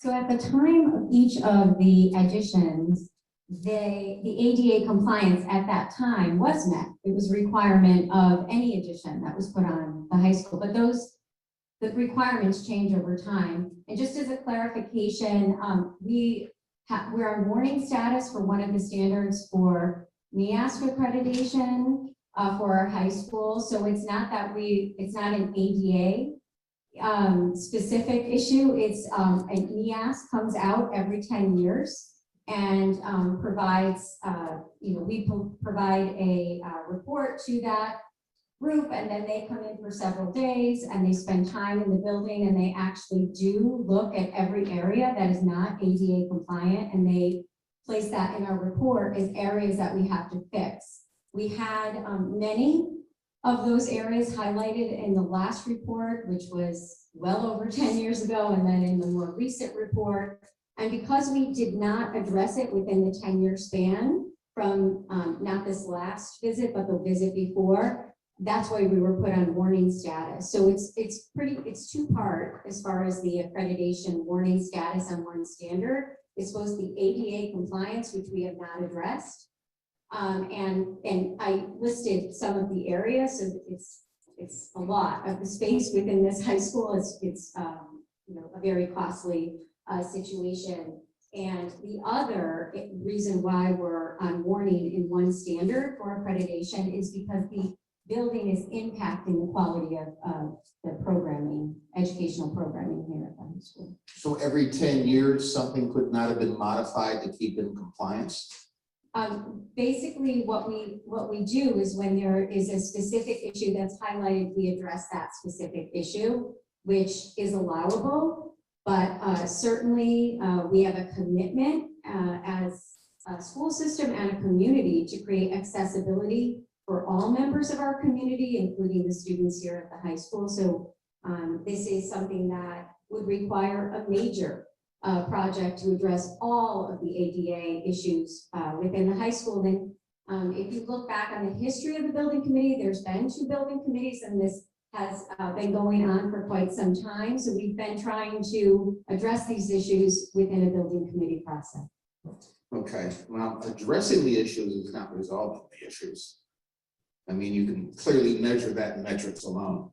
The other quick question is, the last major project, 2003 until 2019, was the last committee meeting, I believe. So that's 16 years of things that have happened with the building. But I guess what my question is that it seems like the ball has been dropped for 16 years, that the building hasn't been maintained to minimize the cost in the long run. Maybe I'm wrong about that, but, you know, and I'm not gonna be sarcastic, but somebody had mentioned, well, you know, you maintain a car, then it's time to buy a new one. I drive a 2006 Mercedes diesel. I maintain it well. I would never buy a new Mercedes. They're far inefficient, materials are terrible, the cost for return on that, it's not a return on investment for me. I think if we maintained it along the line and came out to everybody and said, look, we need to raise another $500,000. We need to do this. Let's do it. Because we'll save money in the long run. Now we're hit with this big bill. I don't understand. Well, I think what Dr. Meter explained is that the ADA has changed over time, and the town board of education. Can you? will take it. I can't understand it. The ADA law has changed over time, and the town and the board of education have put money in the budgets to do certain ADA compliance issues, but not all of them. And we find ourselves where we are right now with the proposal in front of you. So that's the answer. Thank you. Yes, over here. Yes, good evening. My name is Lyman Louie, and my wife and I just recently moved here from Georgia. We were in an area where they added, over the last 7 years, they've added 100,000 people in that area each year. We build a new high school in that area every 4 years. And I can tell you, my hat's off to the building committee and the people who have worked so hard to bring this to you. There are no bells and whistles in this particular institution. This is a very, you're to be commended, I think, for the plans that you've brought forth. My one concern is pedagogically. I know the emphasis now is on STEM, and I want to make sure that the arts are also equally taken care of. I think we made some compromises in the past, and I want to make darn sure that when you come to developing new programs for the arts, that you include some growth in that particular area. Thank you very much. Thank you for your comments. Over here. Yes. Hello, my name is Antonio. I live at 10 Sparrow Lane. You can take your mask off now. I can. Thank you. My question is really for the proposed school. Is that all right in tonight's meeting? For the proposed? The proposed school. Yes. Okay. If you could put the picture of the first and second floors of the school. If you can't, don't worry. My question was, you're having kind of half the school is like 3 stories. I was looking at other schools in the area, Simsbury and Avon, and they're 2-story schools. And the way they are situated, they have some lecture halls in there, and also if they need to put on, put up extra classrooms, they would have the availability of doing that. In the proposed school, it looks like the cafeteria is like in a big atrium. I didn't know where the kitchen area was, where they're going to be doing the cooking. So if you could point that out to me, that would be great. Because when I tried to enhance it at home, you couldn't see anything. You couldn't see anything written. So. Okay, do you have another question as well to ask? Well, it's more because it's 3 stories versus 2 stories, and then all the extra space that you're gonna be heating and cooling. That I see there's hallways for where the classrooms are, and actually the classrooms are all glass, have glass fronts. And actually, when I was reading it, it was saying it read like a storefront, and I was like, well, I'm not at the mall. I'm hoping that these are going to be classrooms where kids are going to be learning, and I don't know. I just don't think there's enough privacy when you have glass, and I also think it's a safety issue if you have a problem person in the school, and then people want to hide and they can't. Okay, let's see if we can get a brief answer to that. I think I'll put your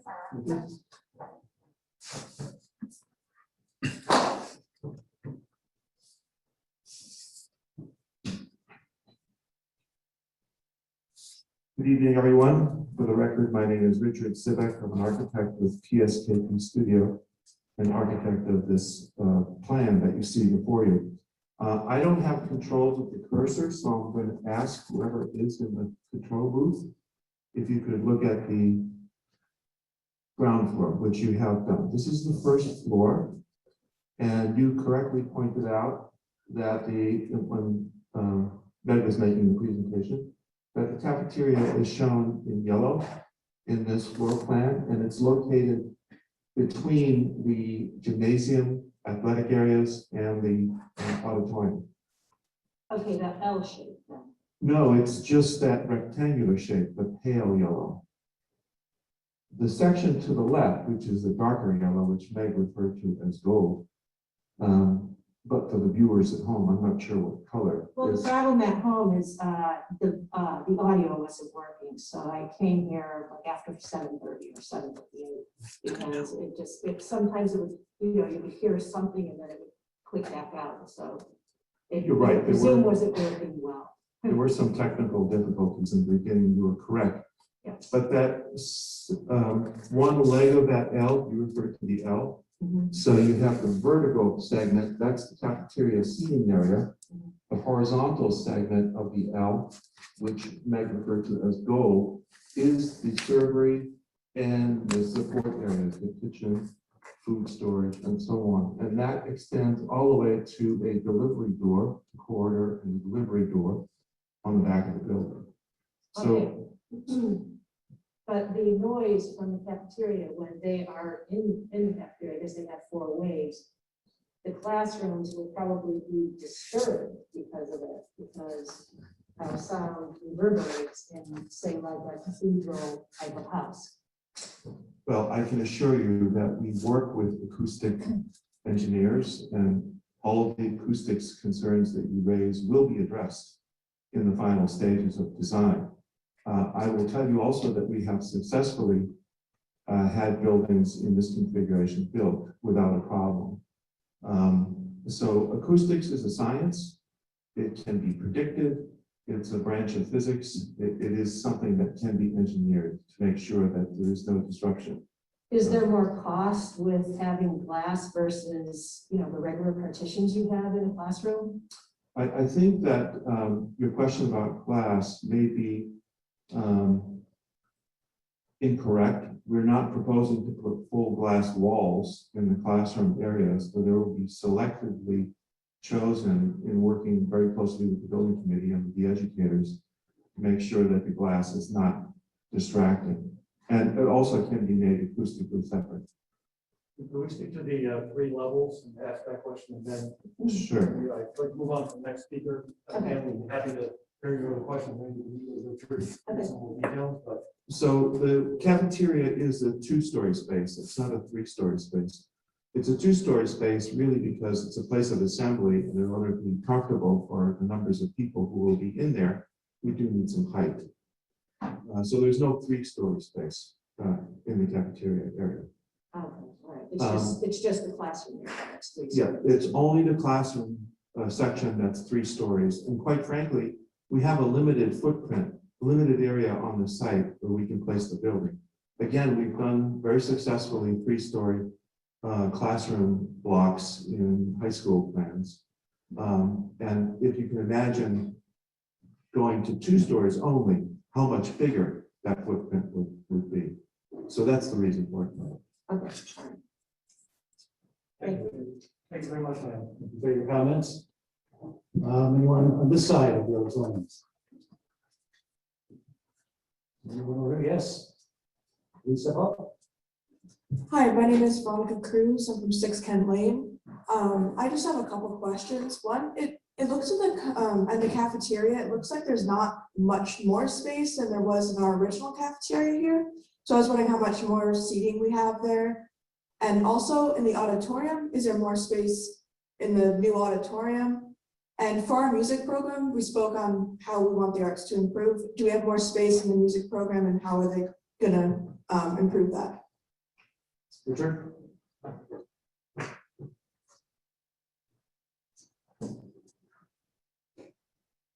First, let me talk about the cafeteria. The cafeteria is designed so that there would be 3 lunch waves. So it would reduce the number of waves that you have. So there's a greater seating capacity. Unfortunately, I don't have that seating count with me this evening, but it's an increase in size of your seating. The second, I think, had to do with the music program. The auditorium? Oh, the auditorium. So the auditorium, right now, this auditorium can seat 1/3 of the population. In the proposed plan, we're going to be able to seat half the population. So it's a greater seating capacity. Why half? Well, because the state says, we'd be happy to reimburse you, but we're not going to pay any more than half the population. That's the maximum you can do and still meet the state guidelines. Was there music? Oh, yes. So right now you're suffering from a really inefficient location of the music areas. Ideally, they should be near the auditorium so they participate in productions of activities in the auditorium area. So that's one thing that we're going to correct in the proposed plan. You'll see that adjacent to the auditorium are music areas. We have accommodated enough square footage to provide instrument storage, climatically controlled instrument storage, which is the proper way to do it. And you have currently some music rooms that are inaccessible, and that's very difficult to correct in the existing building. Very, very difficult. So in this new plan, we're going to be able to have fully accessible music areas.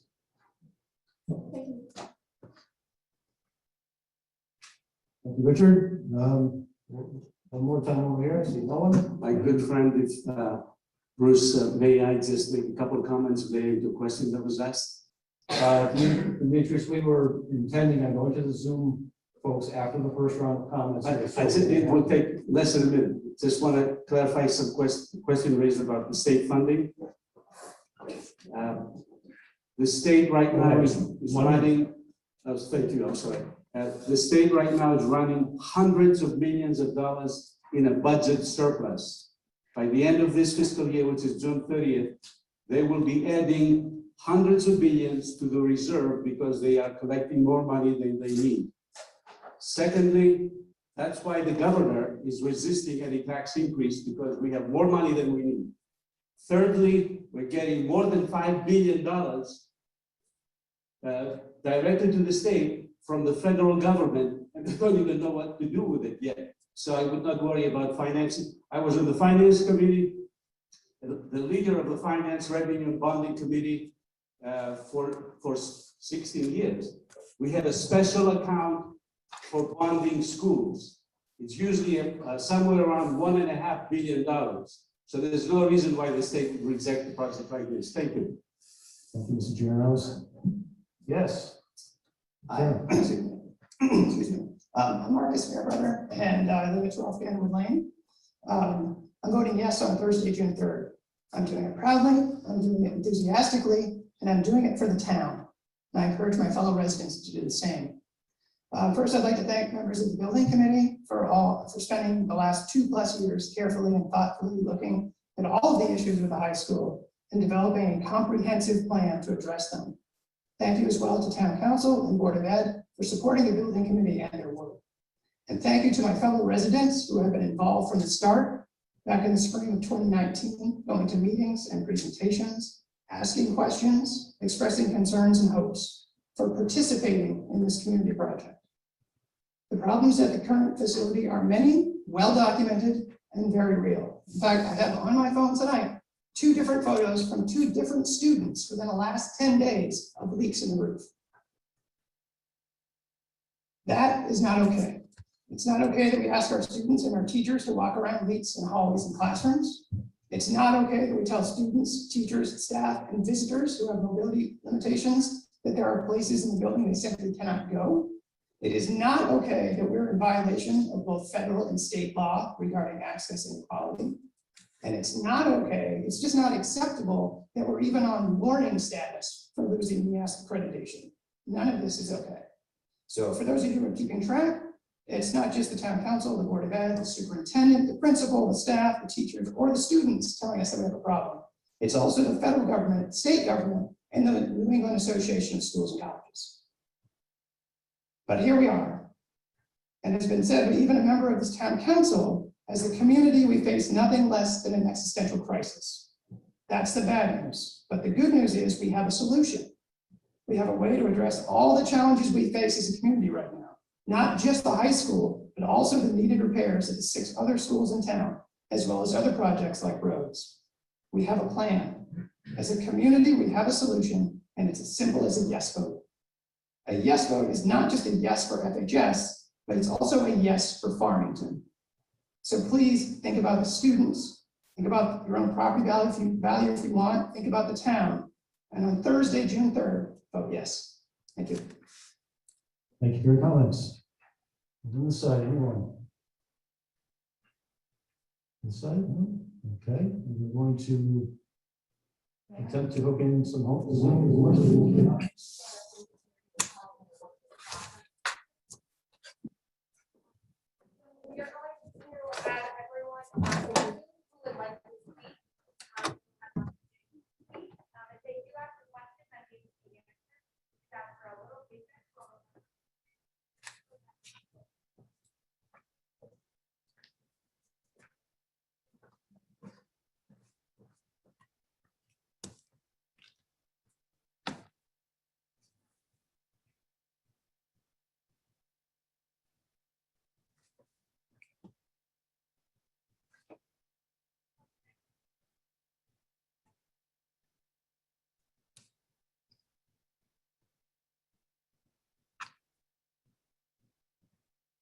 All right.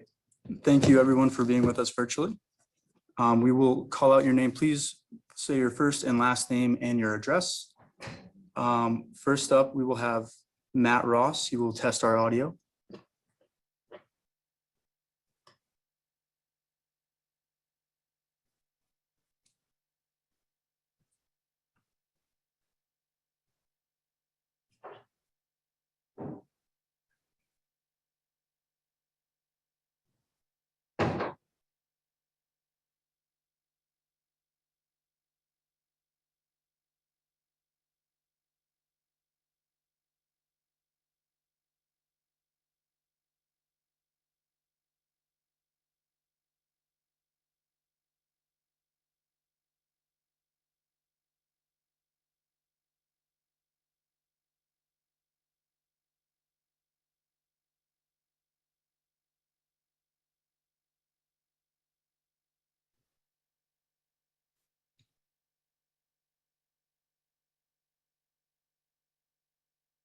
All right, Matt Ross, you should be allowed to speak.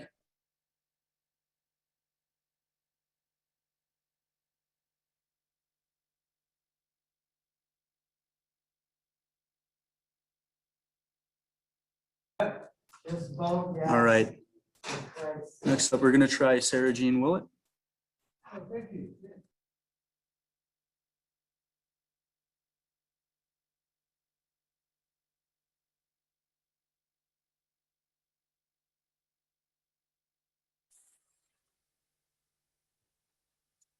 Good evening. My name is Sarah Willett, and I live at 54 Garden Street. My family moved here in 2006. My oldest began 3rd grade, and my middle son began kindergarten at Union School. I was shocked by the very vocal vote no contingency in this town. Years and years went by as budgets were slashed and cuts were made to the schools. My kids missed out on a lot because of this, and all those no votes have brought us to where we are today. My youngest son will be graduating from Farmington High School next year. We're done with the school system, but I support this building project. I support this building project because of the countless hours Meg Guerrera and the FHS Building Committee worked to ensure that all questions and concerns were thoroughly researched, addressed, and communicated. This is the result they came up with. The Board of Education agreed and the Town Council agreed. There is no perfect plan for something like this. There are always going to be differing opinions over how things could be done, but this is the time to act. Kicking the can down the road is not a solution. Voting yes on June 3rd is the best solution for our town and for generations to come. Thank you for all your hard work.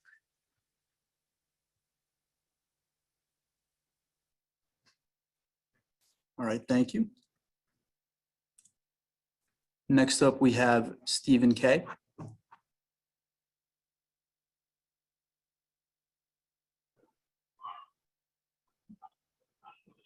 Stephen K., 57 Garden Gate, thank you. I'll be brief. I'll not echo any of the previous points made. My purpose for speaking is really twofold.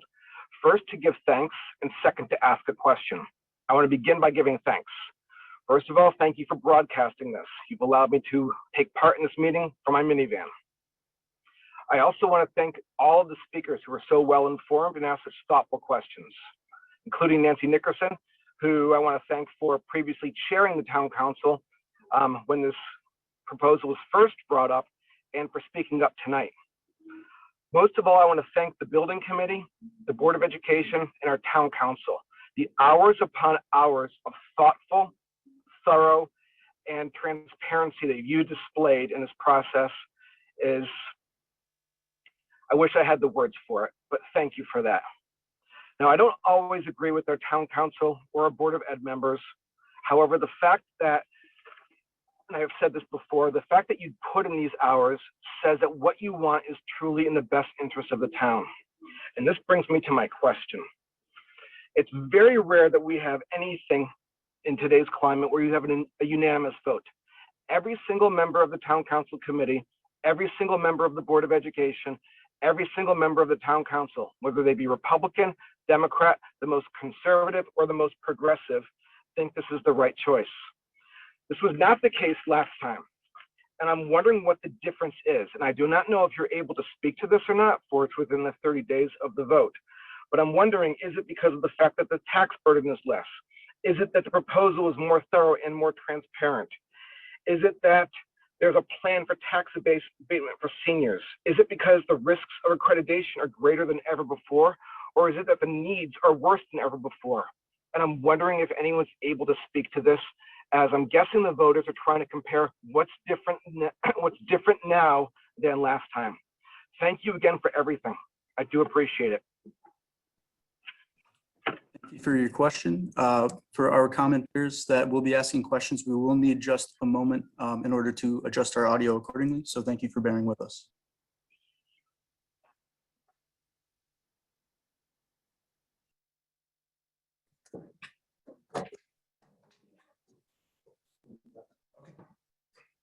DJ.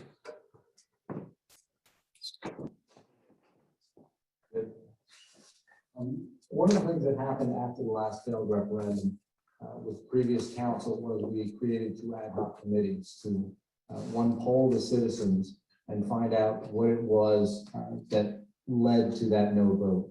We responded with those and tried to address them. So the best I could offer is we tried to respond to what people said last time, and we tried to address their biggest concerns.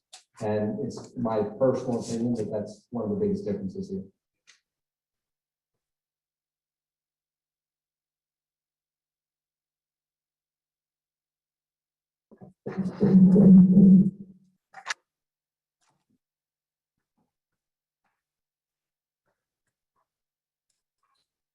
All right, next up, we have John Schoenhorn.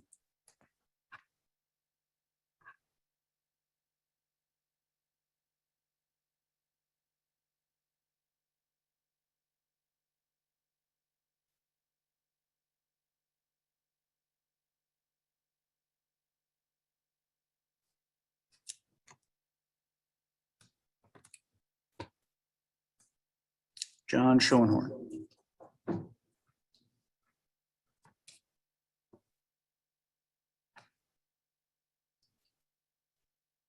All right, John, we will come back to you in just a minute.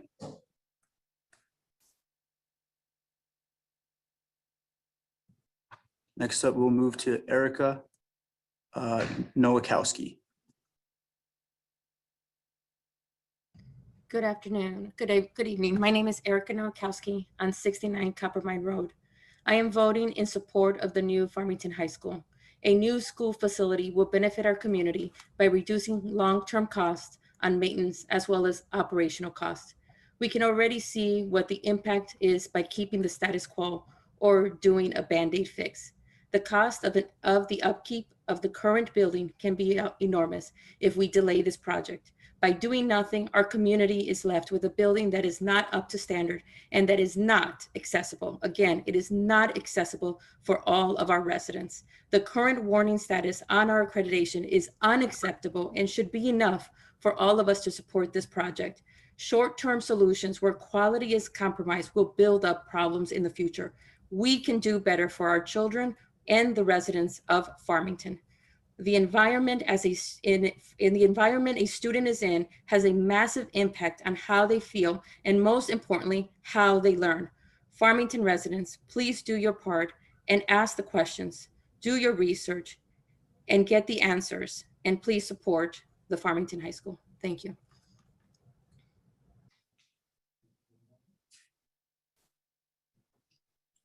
All right, thank you. Next up, we have John Bailey.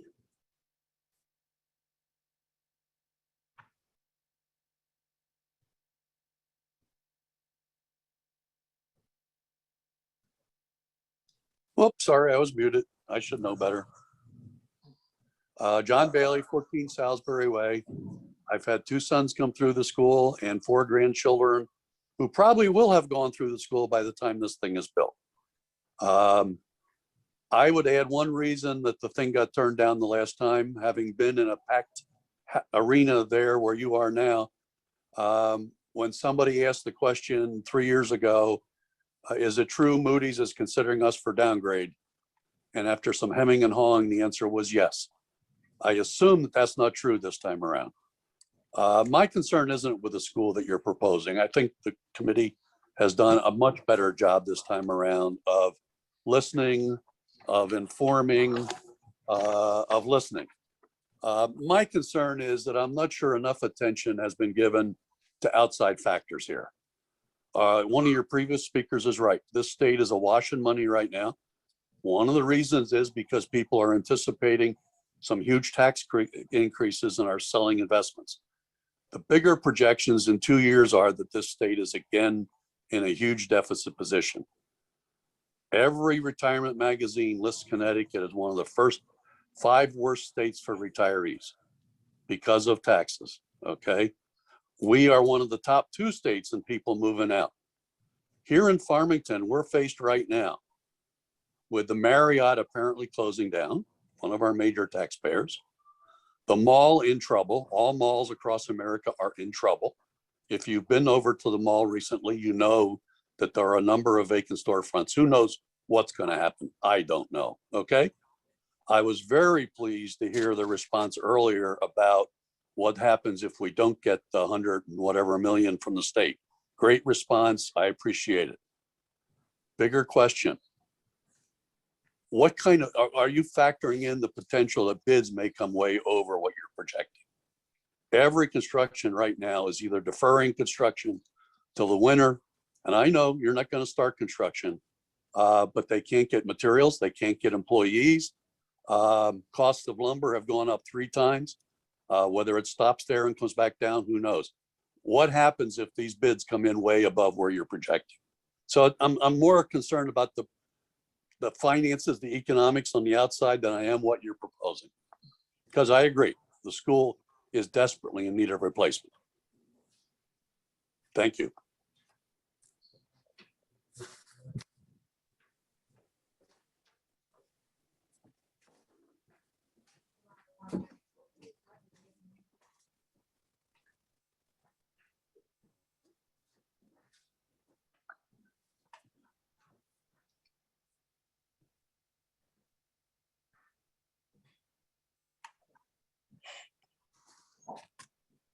No comment.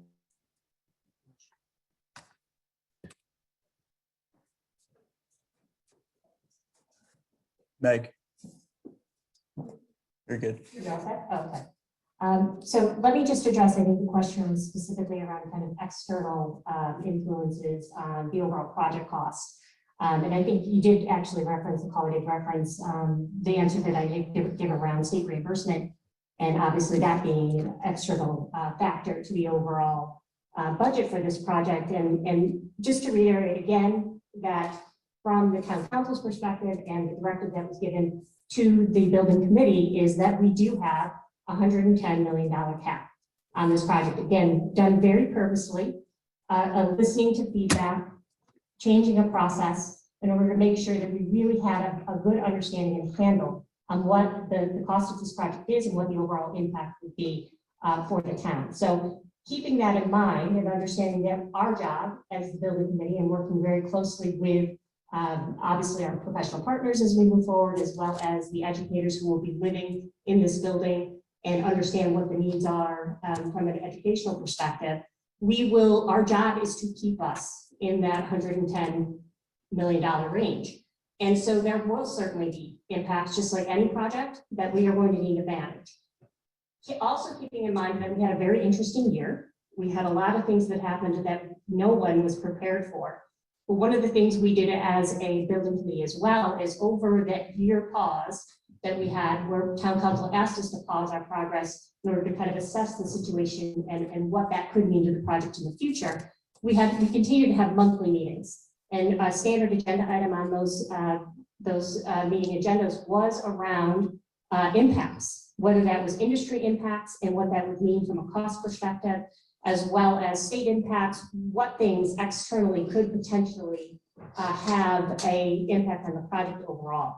So we monitor those continually. That is something we will continue to do moving forward, always having our eye on that 110 max as directed by town council, and making sure that we're making smart decisions based on the plan that we have in place. But again, that is the process moving forward. When the referendum moves forward, it is our job to come back to the table, have those continued conversations with the professional partners, and making smart decisions based on, how do we get the best value? How do we make sure that we're getting all the impacts to the educational needs for the school, always our first priority, and how do we balance all those decisions moving forward? So it is certainly the hardest part of probably managing the project moving forward, but we are committed as a building committee to continue to do that.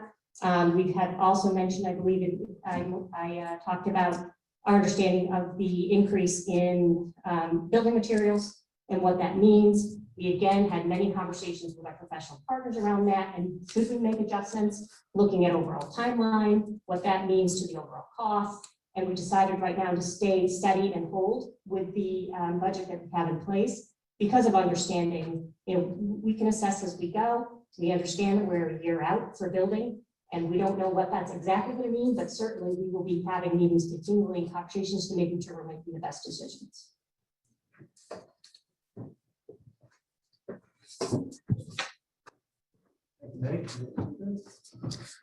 All right, next up, we will go back to John Schoenhorn.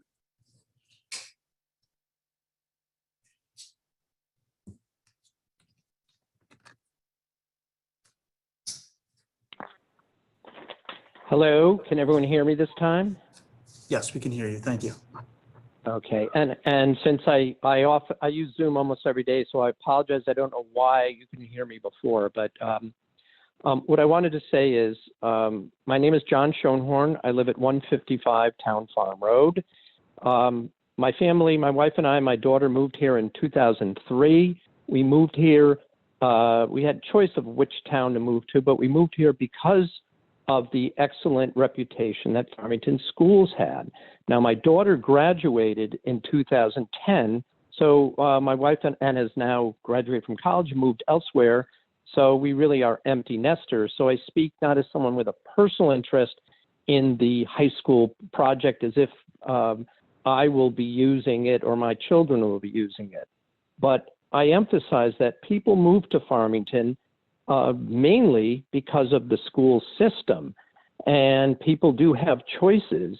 And in order to keep property values high, to keep the grand list high, and therefore keep property taxes lower, we have to offer a first-rate school and a school system, and that specifically would include the high school. even when my daughter went to the high school, there were problems then. The hallways were overcrowded. The auditorium was no better, I think, than it is now. And quite frankly, the problems with leaks, narrow hallways, 40, 50 entrances, and non-compliant ADA areas are problems that have sort of gathered and compounded over the years. So my question is this, I understand there are people who will vote against anything because they're concerned about their taxes. They don't want to pay more taxes. They don't want to buy a fire truck because they'll be very careful with their matches and barbecue grill, or they don't want sewer construction because as long as their septic system is still working, why pay for that? But as a community, we have to think about why people will move here. And so one of the questions, and the question I'm going to ask someone present tonight is, if we do not do anything, in other words, if we reject a brand new school and we just have to maintain repairs and maintain what is necessary over the next 5 years, what is that going to cost? It's not free. It's going to cost a lot in tax money anyway. So can someone address, has there been an estimate of what would it cost just to maintain the things, the new roof, the ADA compliance, if we don't build a new school? Thank you.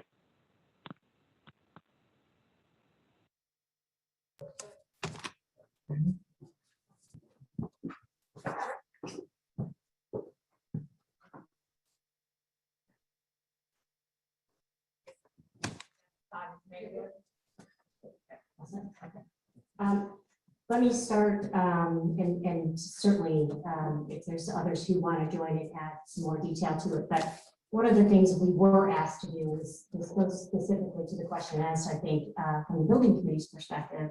And again, we did get this feedback from the ad hoc committees.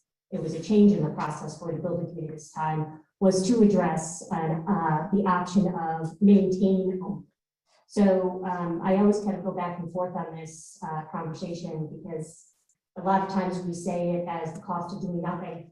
And really, I think when we did this analysis as a building committee, we understood that we have to do something. There's a statement of needs. There are certain requirements that require us to do work on this building. So we did look, as we've mentioned, I think many times in our conversations around the options that were available to us to evaluate. There were 6 conceptual options that we actually did evaluate in our effort to understand and really think about strategically what the best approach would be to meet those needs. And one of them was what we refer to as a maintain option. And that was something that was represented to us by TSKP, which is the architectural firm that we work with today. And when we looked at that maintain option, what it told us is that at the very minimal point of maintaining this building, it would be a $15 million cost for us to just maintain this building. So the best answer, at least initially for this question, is to say that is the minimal impact that we will have as far as cost is concerned. That was certainly part of our process, something we evaluated. We did a full evaluation matrix around all 6 conceptual options, and obviously the maintain option scored the lowest of all the conceptual options because of circumstances around that option that would also require us to add additional capital expenditures behind that maintain option, it not meeting the full statement of needs, and also that disruption of learning that would also take place for obviously something that was really going to address just a very small portion of the statement of needs. So it was really something we wanted to understand and make sure we knew in context in our conversations and in our evaluations of the concepts of the very minimal investment that would need to be made into the school, although it was really a level set and something that as we looked at it,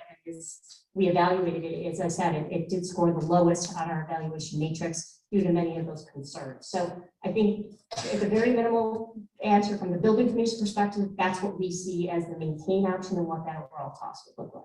I don't know if there's anything else in addition that wants to be added to that. Or...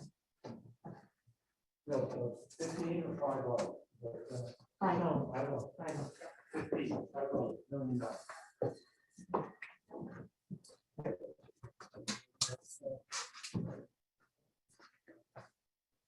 All right, next up we have Jessica Harrison.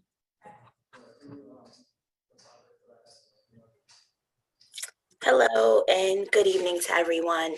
I won't rehash a lot of what has already been said, just because, you know, most of the points have been made. I apologize, let me go back. I'm Jessica Harrison, apologies. I'm at 301 South Road. My mother graduated Farmington High, my aunt graduated Farmington High, I graduated class of 03, my cousins graduated, and my sons will actually be the fourth generation of my family going through the Farmington public school system and graduating from Farmington High School. Unfortunately, because you know, the vote didn't go through the first time, they probably will not benefit from the new building. However, you know, it's an obvious choice to me that this needs to go through for the children and for the community. I do want to thank the town council for coming back and, you know, after the no vote, pushing the issue and coming up with such a comprehensive process and making sure that everybody has access to the information. I want to echo the gentleman that spoke during the in-person public comment that, you know, raised that, you know, we've been bombarded in the best way possible with all of the information. So I'm very, very thankful for that. I do keep hearing this narrative of, you know, making it seem like the building was just allowed to fall into disrepair, and understanding that I'm potentially putting you guys on the spot. I think it would be helpful if information was given on the repairs that have indeed been made over the years. Once again, I'm super impressed by all of the data that has been produced for the town. However, possibly these people have not seen it. And I just think it would be very helpful. I know that when I went to the school, I believe the math wing was new. And I believe the cafeteria was renovated. I believe when my cousins went, this cafeteria was new, and both of those additions are already over capacity and they're not adequate for what we need.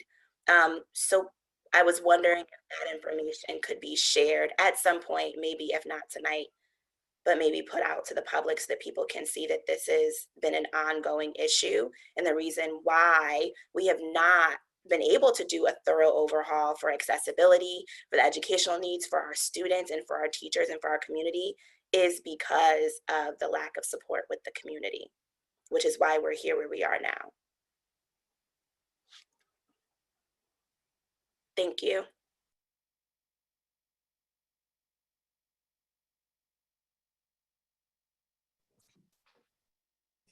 Thank you so much for that question. First and foremost, the health and safety of our students, our faculty, and staff are our first priority as a school system. So we do have an outstanding custodial staff. They are the reason for the high standard of cleanliness here at FHS and at all of our schools. They are responsible for maintaining our schools on a daily basis. Many of our custodians, very unique in Farmington, actually have a trade, which saves Farmington funding, quite a lot of funding that would normally go out to contractors. That being said, various inspections occur regularly, which keeps us in front of many of the issues of this failing facility. We have fully funded maintenance at FHS through all these years, and we have addressed emergency issues as well as anticipated issues through our routine inspections. Our custodial staff and our director of facilities are an outstanding team, and they have great care and pride in ensuring our students, faculty, and staff, you know, are in a building that is healthy and clean and ready for learning. However, a failing facility is challenging, and we have ongoing and significant disruptions to learning on a daily basis. Water issues that are not related to roofing requires many classrooms to have dehumidifiers that are loud and present challenges to learning. Roof issues require us to displace classrooms. Sewer issues create issues with closing bathrooms and sections of FHS. These are just a few examples And that is why, we have been on warning status for our accreditation, and just some examples, just in the last few years between maintenance and emergency issues in 1920, we spent over $263,000 here at the high school. And 1819, $346,734, and 1718, $276,935. Those are just some examples. And that's really, our financial system does not lend itself to going back, and really, because it's aligned to the state of Connecticut's requirements, it doesn't lend itself to going back. So I would say there are many other costs besides the ones I just highlighted associated with FHS, given the ongoing maintenance and emergency unanticipated issues we face.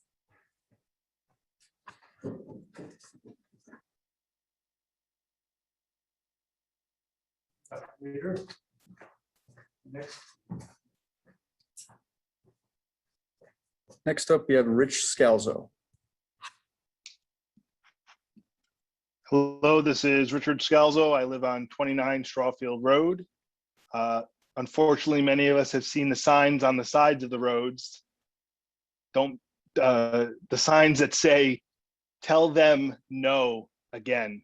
And I would like to challenge you, don't be a them, be a us, be a we, be part of this community, a community where you want to take pride in what you see when you drive down the road. Students, people going to school in a brand new shining building on a hill, a place for a community to gather, a place for a community to have pride. Please vote yes, as I will be doing, as my entire family will be doing, to Farmington High graduates now in college. Vote yes. Thank you very much.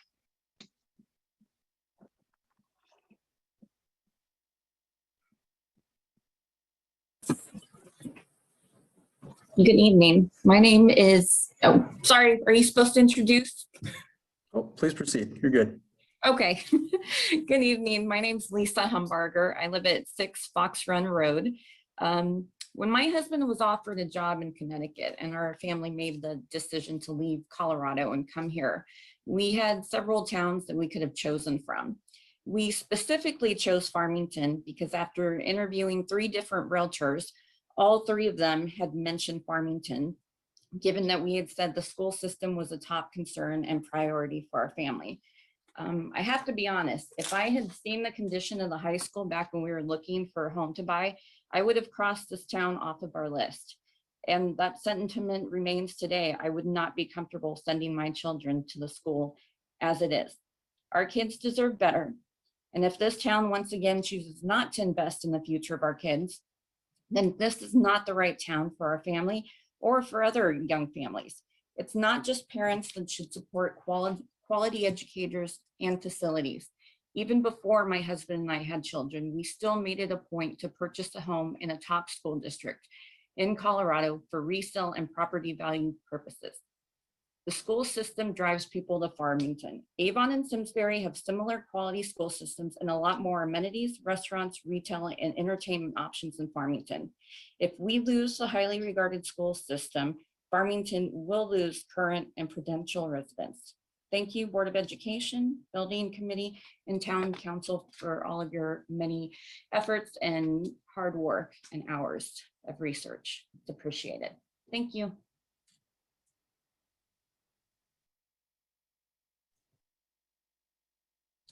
Thank you. All right, next we have Jessica Lister.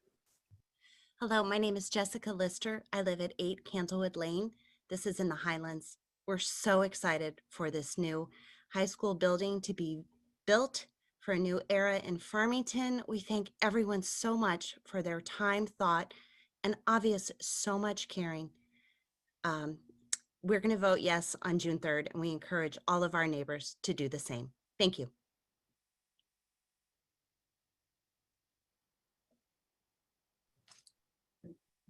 Thank you. Next up, we have James Ratcliffe.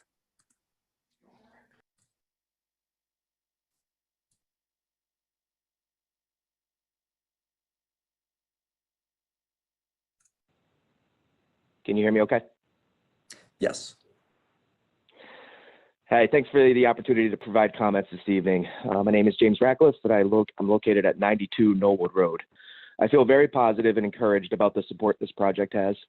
It is the right thing to do for our town at exactly the right time. My wife and I can't wait to cast our votes in favor of a new FHS for our children and our community. However, I would like to address some of the comments made here tonight, some recent publications, and some of the negative signs popping up around town.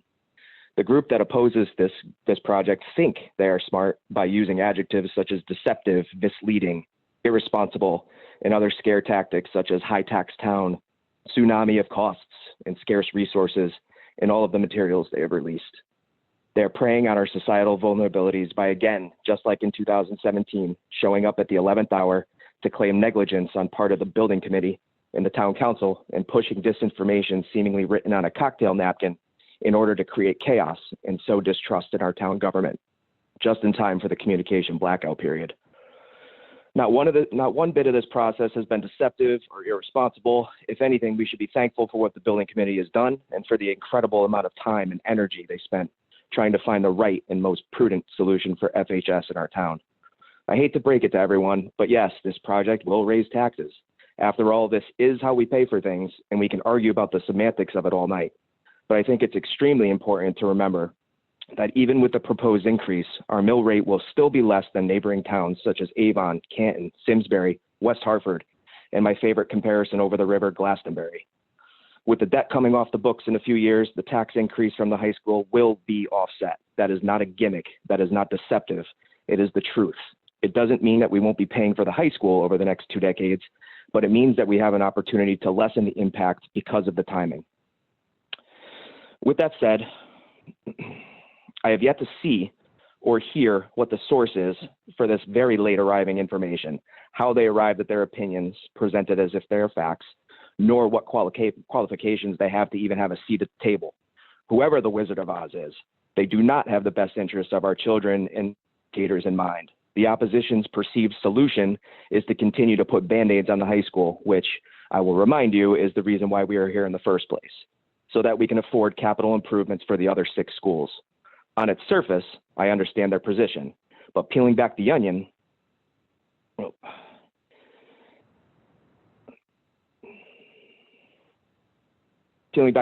you realize that the other 6 schools are not crumbling like our high school is, and they certainly aren't being neglected as we earmark plenty of money in our annual budget for improvements and maintenance as part of an overall plan. Again, that is not deceptive, it is the truth. And I, for one, don't want my taxpayer money being used to invest in a depreciating asset, another Band-Aid renovation that will not only be incredibly disruptive and unsafe for the students and educators, but which will be a terrible investment of our money because of all the needs it wouldn't solve for. Ever hear the saying, lipstick on a pig? Also, please don't forget that the other schools are not used as an emergency shelter. The other schools do not have and will not have the capacity for community use and income potential as the new high school if Farmington were to host wrestling and basketball tournaments or performing arts concerts and recitals. Lastly, this isn't national politics. This is not a one-sided partisan solution created in a vacuum. There has been an unbelievable amount of transparency and communication. We have a bipartisan group of people who have spent thousands of hours on this project and left no stone unturned. And now some mysterious voice from up on high is the smartest one in the room? Give me a break. If we say no again, we are telling our children that they need to suffer more because the adults couldn't figure out a way to agree on a path forward. Is that the message we want to send? Vote yes, and encourage your friends to vote yes. Send the message loud and clear that we support this project. There is no better investment a town can make than the one that invests in our children and their education. Thanks.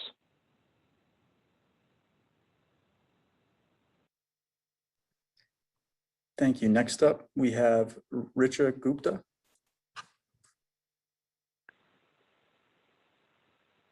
Hi, I'm Richa Gupta. I hope you can hear me. Yes, we can. I'm a resident at 8 Gillette Way, Farmington, and we have been in Farmington for the last 10 years. And before, I looked around a lot before we found a house in Farmington, and I'm really glad that we bought this house in Farmington. Farmington is a great community to be in. My daughter, Sia Goel, passed out of high school last year, and my son will be a rising freshman in fall of 2021. I have been to the high school innumerable times, and I've seen the issues that we have around the high school building, and they all need to be addressed. Even though the school will be a construction zone while my son goes to high school, I still will vote in favor of the high school, and so will my family. Farmington is a great school district, and we cannot afford to lose the school accreditation. I will also like to thank the FHS Building Committee for working tirelessly for more than past 2 years and being so transparent about this project. I urge all the residents to vote yes on June 3rd. Thank you.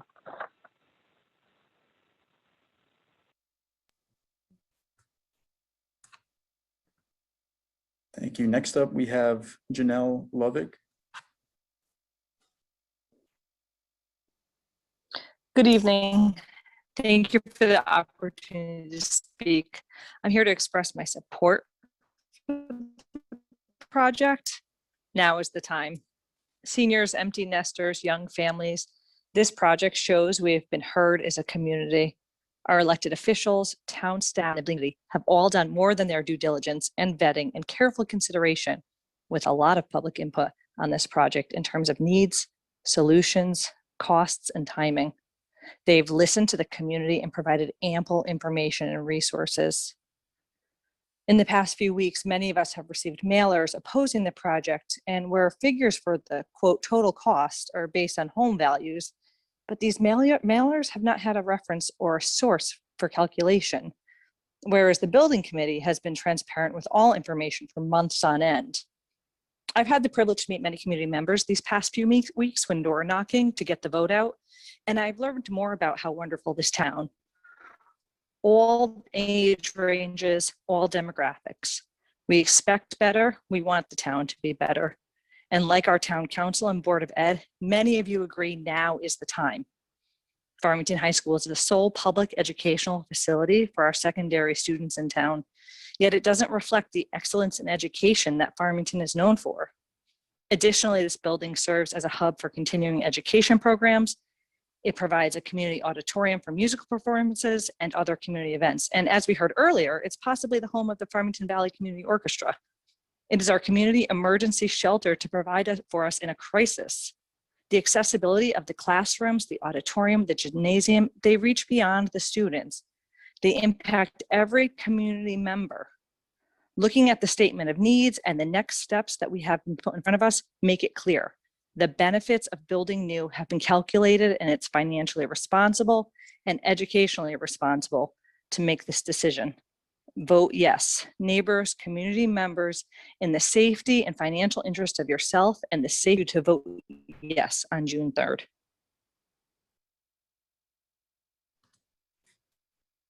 Thank you, Janelle. Next up, we have Patty Boy Williams. Good evening. Thank you. Patty Boy Williams, 17 Westview Terrace. I want to thank all of the town staff and volunteers who have put so much time and effort into this project, the members of the town council, board of education, and the building committee. I also want to thank the school's facilities managers, Tim Harris, who's since retired, and now Sam Kilpatrick, for working as hard as they do to maintain the facility that we currently have. I am a mom of 2 school-aged children, neither of whom are going to benefit from the new high school. But it's not just about my family. As many others have said tonight, it's about our community and the generation of students yet to come. The issues within the FHS building are numerous and varied and include ADA accessibility, high costs of heating and cooling, leaks, sprawl, security, Title IX compliance, and more. The town council commenced, and we've gone through a very thorough process that has evaluated all options at different locations, different sites, different way renovations maintain, and they've provided multiple opportunities for public comment over multiple years. The proposed project is a complete, comprehensive proposal which addresses all concerns raised by NEASC and provides our town with a facility that will serve our students and our community for decades to come. This is the right project at the right time. I've said many times in these meetings, people move to Farmington for 2 reasons: good schools and low taxes. And even after accounting for the cost of this high school, our mill rate will still remain below those of our surrounding towns. And conversely, our taxes will not stay low if we can't attract young families to move to Farmington. We need a new high school to support our students and their learning. I support this project, and I encourage voters to come to the polls on June 3rd to vote yes for FHS. Thank you.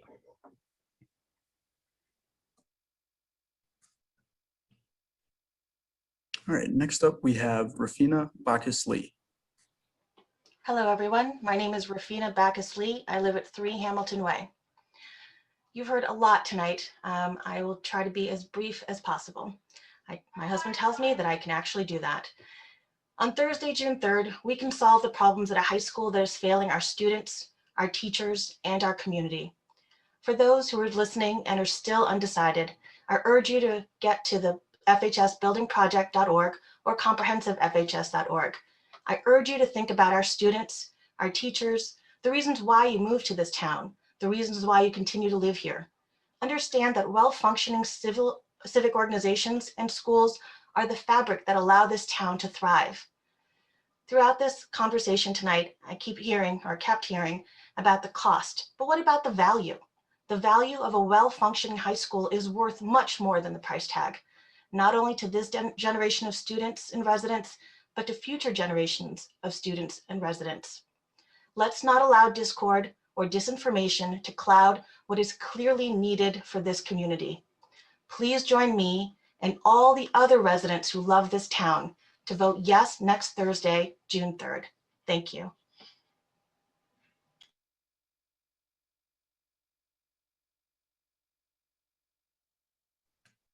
Thank you. Next we have Dara M.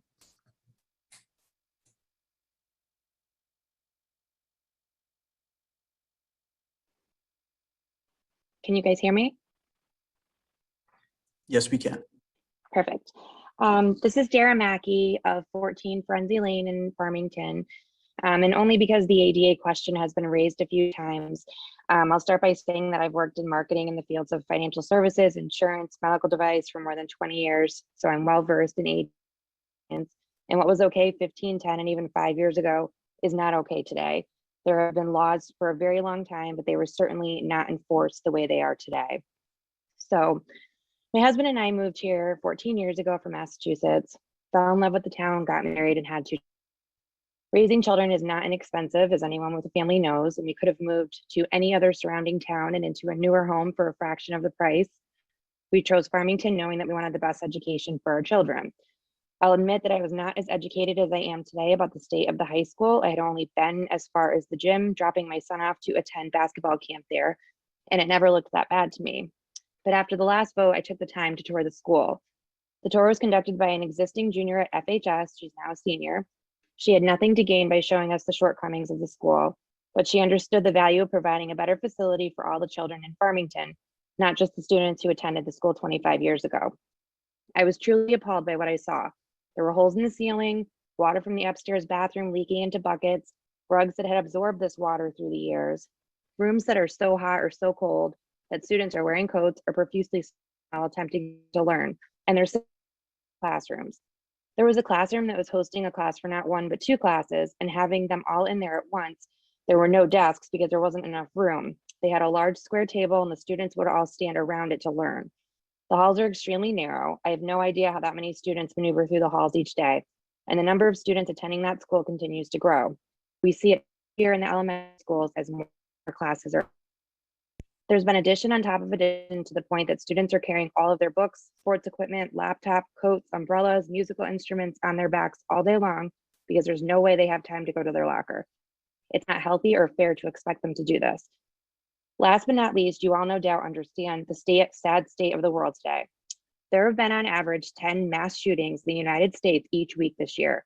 The halls at FHS are small and narrow, and there are so many entrances and exits to the school that it frightens me. Whether you have children or not, and whether they're elementary age or grown with children of their own, I would hope you would be on board with providing a safe place in our community for our youth to go to school. Anyone I've spoken with who's intending to vote no, saying the students are still doing well, the school is still held in high regard, why spend all this money? Well, I think I speak for a lot of people when I say We can thank the teachers, the administration, the students, and their parents for that, not the building. People are fighting to live here. Houses are selling with multiple bids within days above asking price, but this trend won't last forever. Families in Farmington will not send their children to that high school as it stands today in the future, and families won't choose to reside in Farmington. I personally would hate to see that happen. Thank you.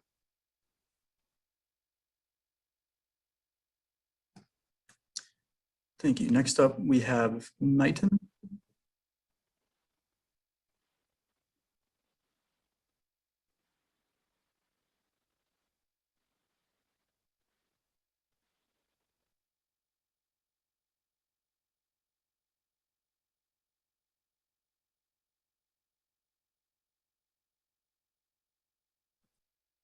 We will try to go back to Knighton. We will go to Sarah Burns next.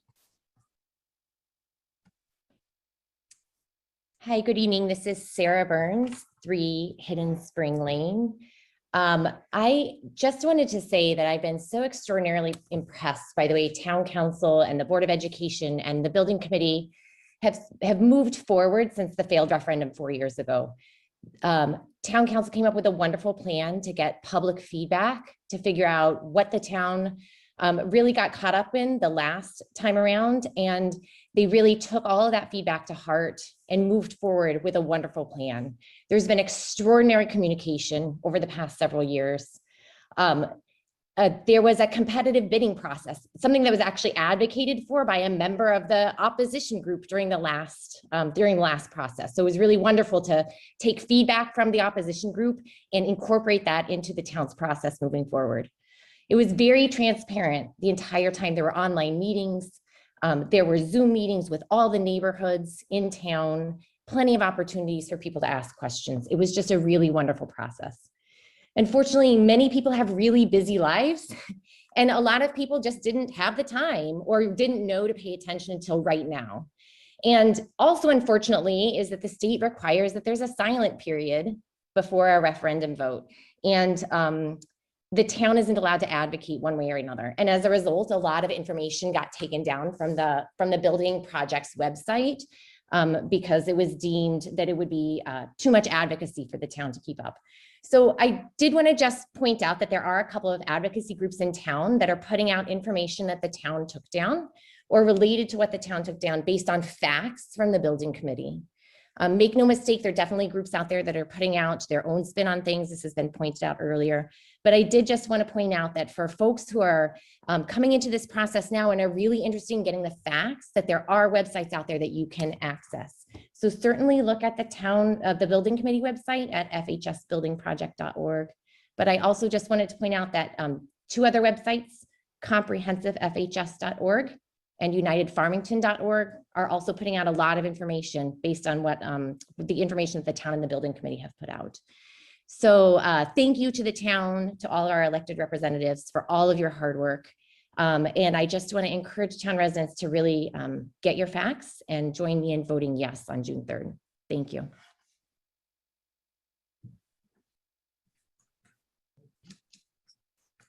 All right, next up we have Sam Reisner.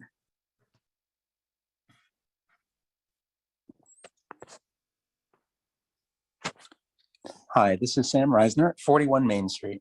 Thank you to everyone who has been working tirelessly on this project for so long, and to all the residents who have been actively participating and following the project for the past several years, and especially to those who have spoken up early on and worked to engage with others and get them to provide input at a time that it could really help shape the project.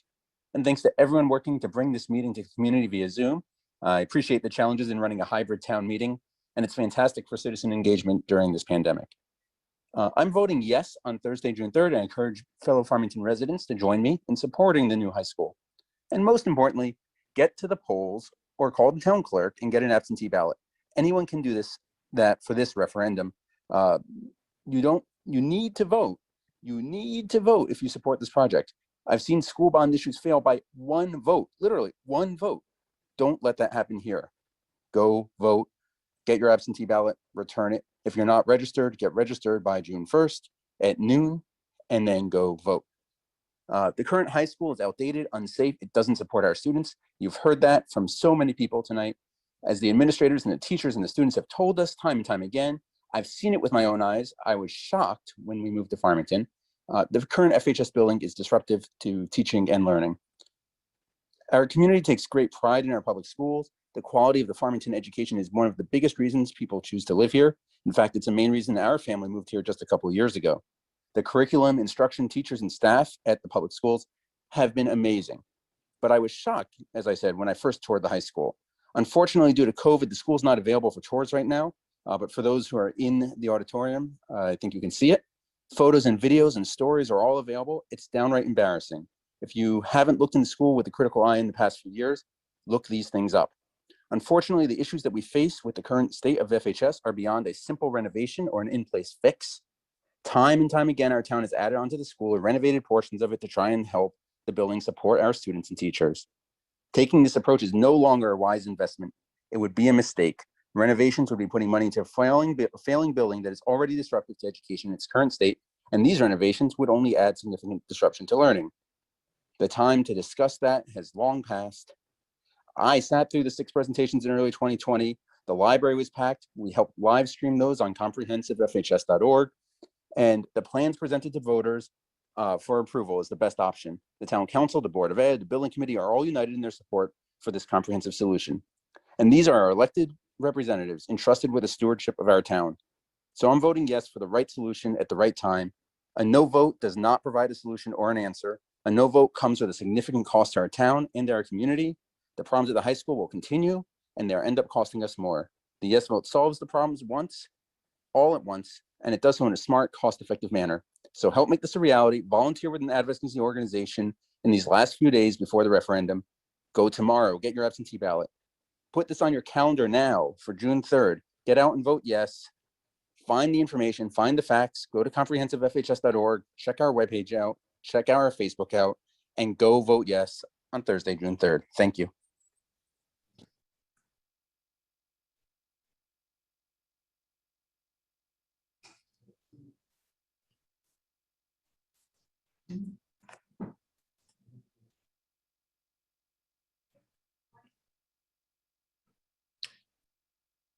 We do have one more person who will try to give Knighton one more opportunity.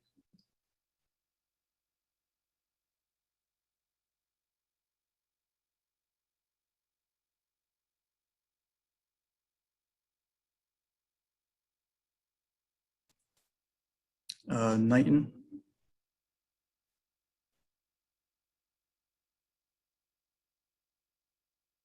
All right, we're not getting any response, so I think we will move on to the 2 comments that we received.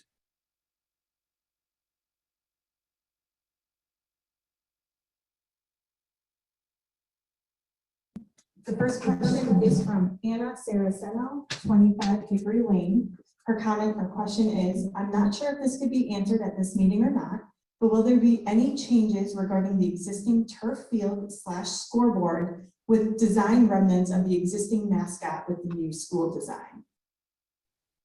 Kathy, maybe you'll be able to answer that one. Dr. Leader?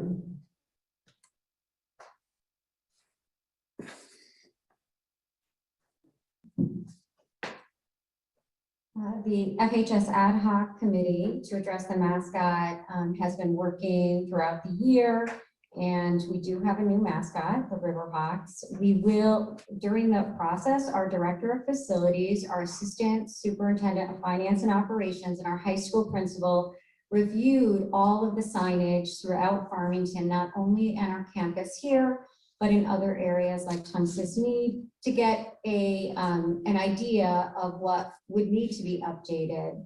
And so those items would be scoreboards and signage, as well as uniforms and athletic equipment that have logos on them. So we have a really clear view of what needs to occur as far as updating our logo. And some of that is found in our capital and operating budget.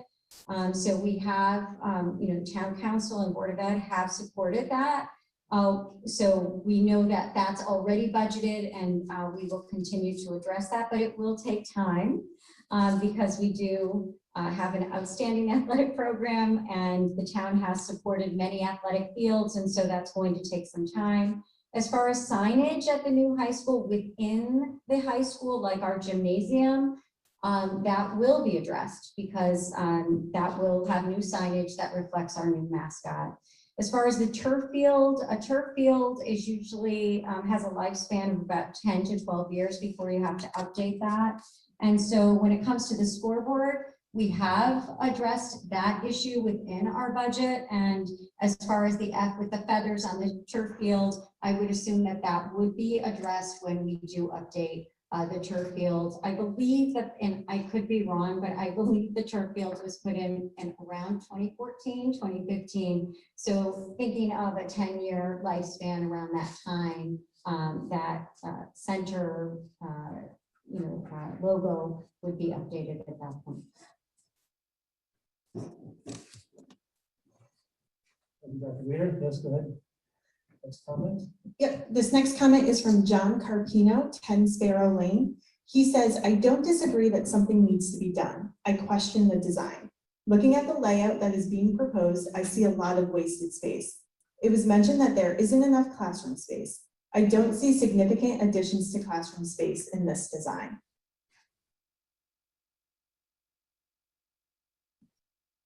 That's just a comment.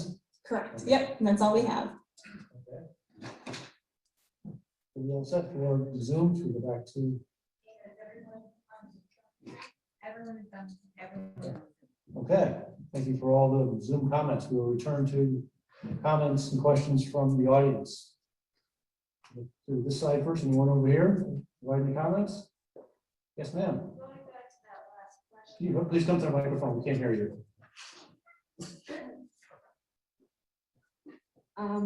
I'm really just interested in the proposal for the new school. So I'd like to know what the square footage of the old school was for all the different things that we're going to have, classrooms, the art room. I just want to compare to make sure that everything has been thought out thoroughly. I'm sure you have, but because of the additions that have gone on to this school, it just makes me want to double check everything. Okay. So, but I'll send an email and maybe you could give that information to me, old and new. Richard may be able to address that for you right now. Oh, okay.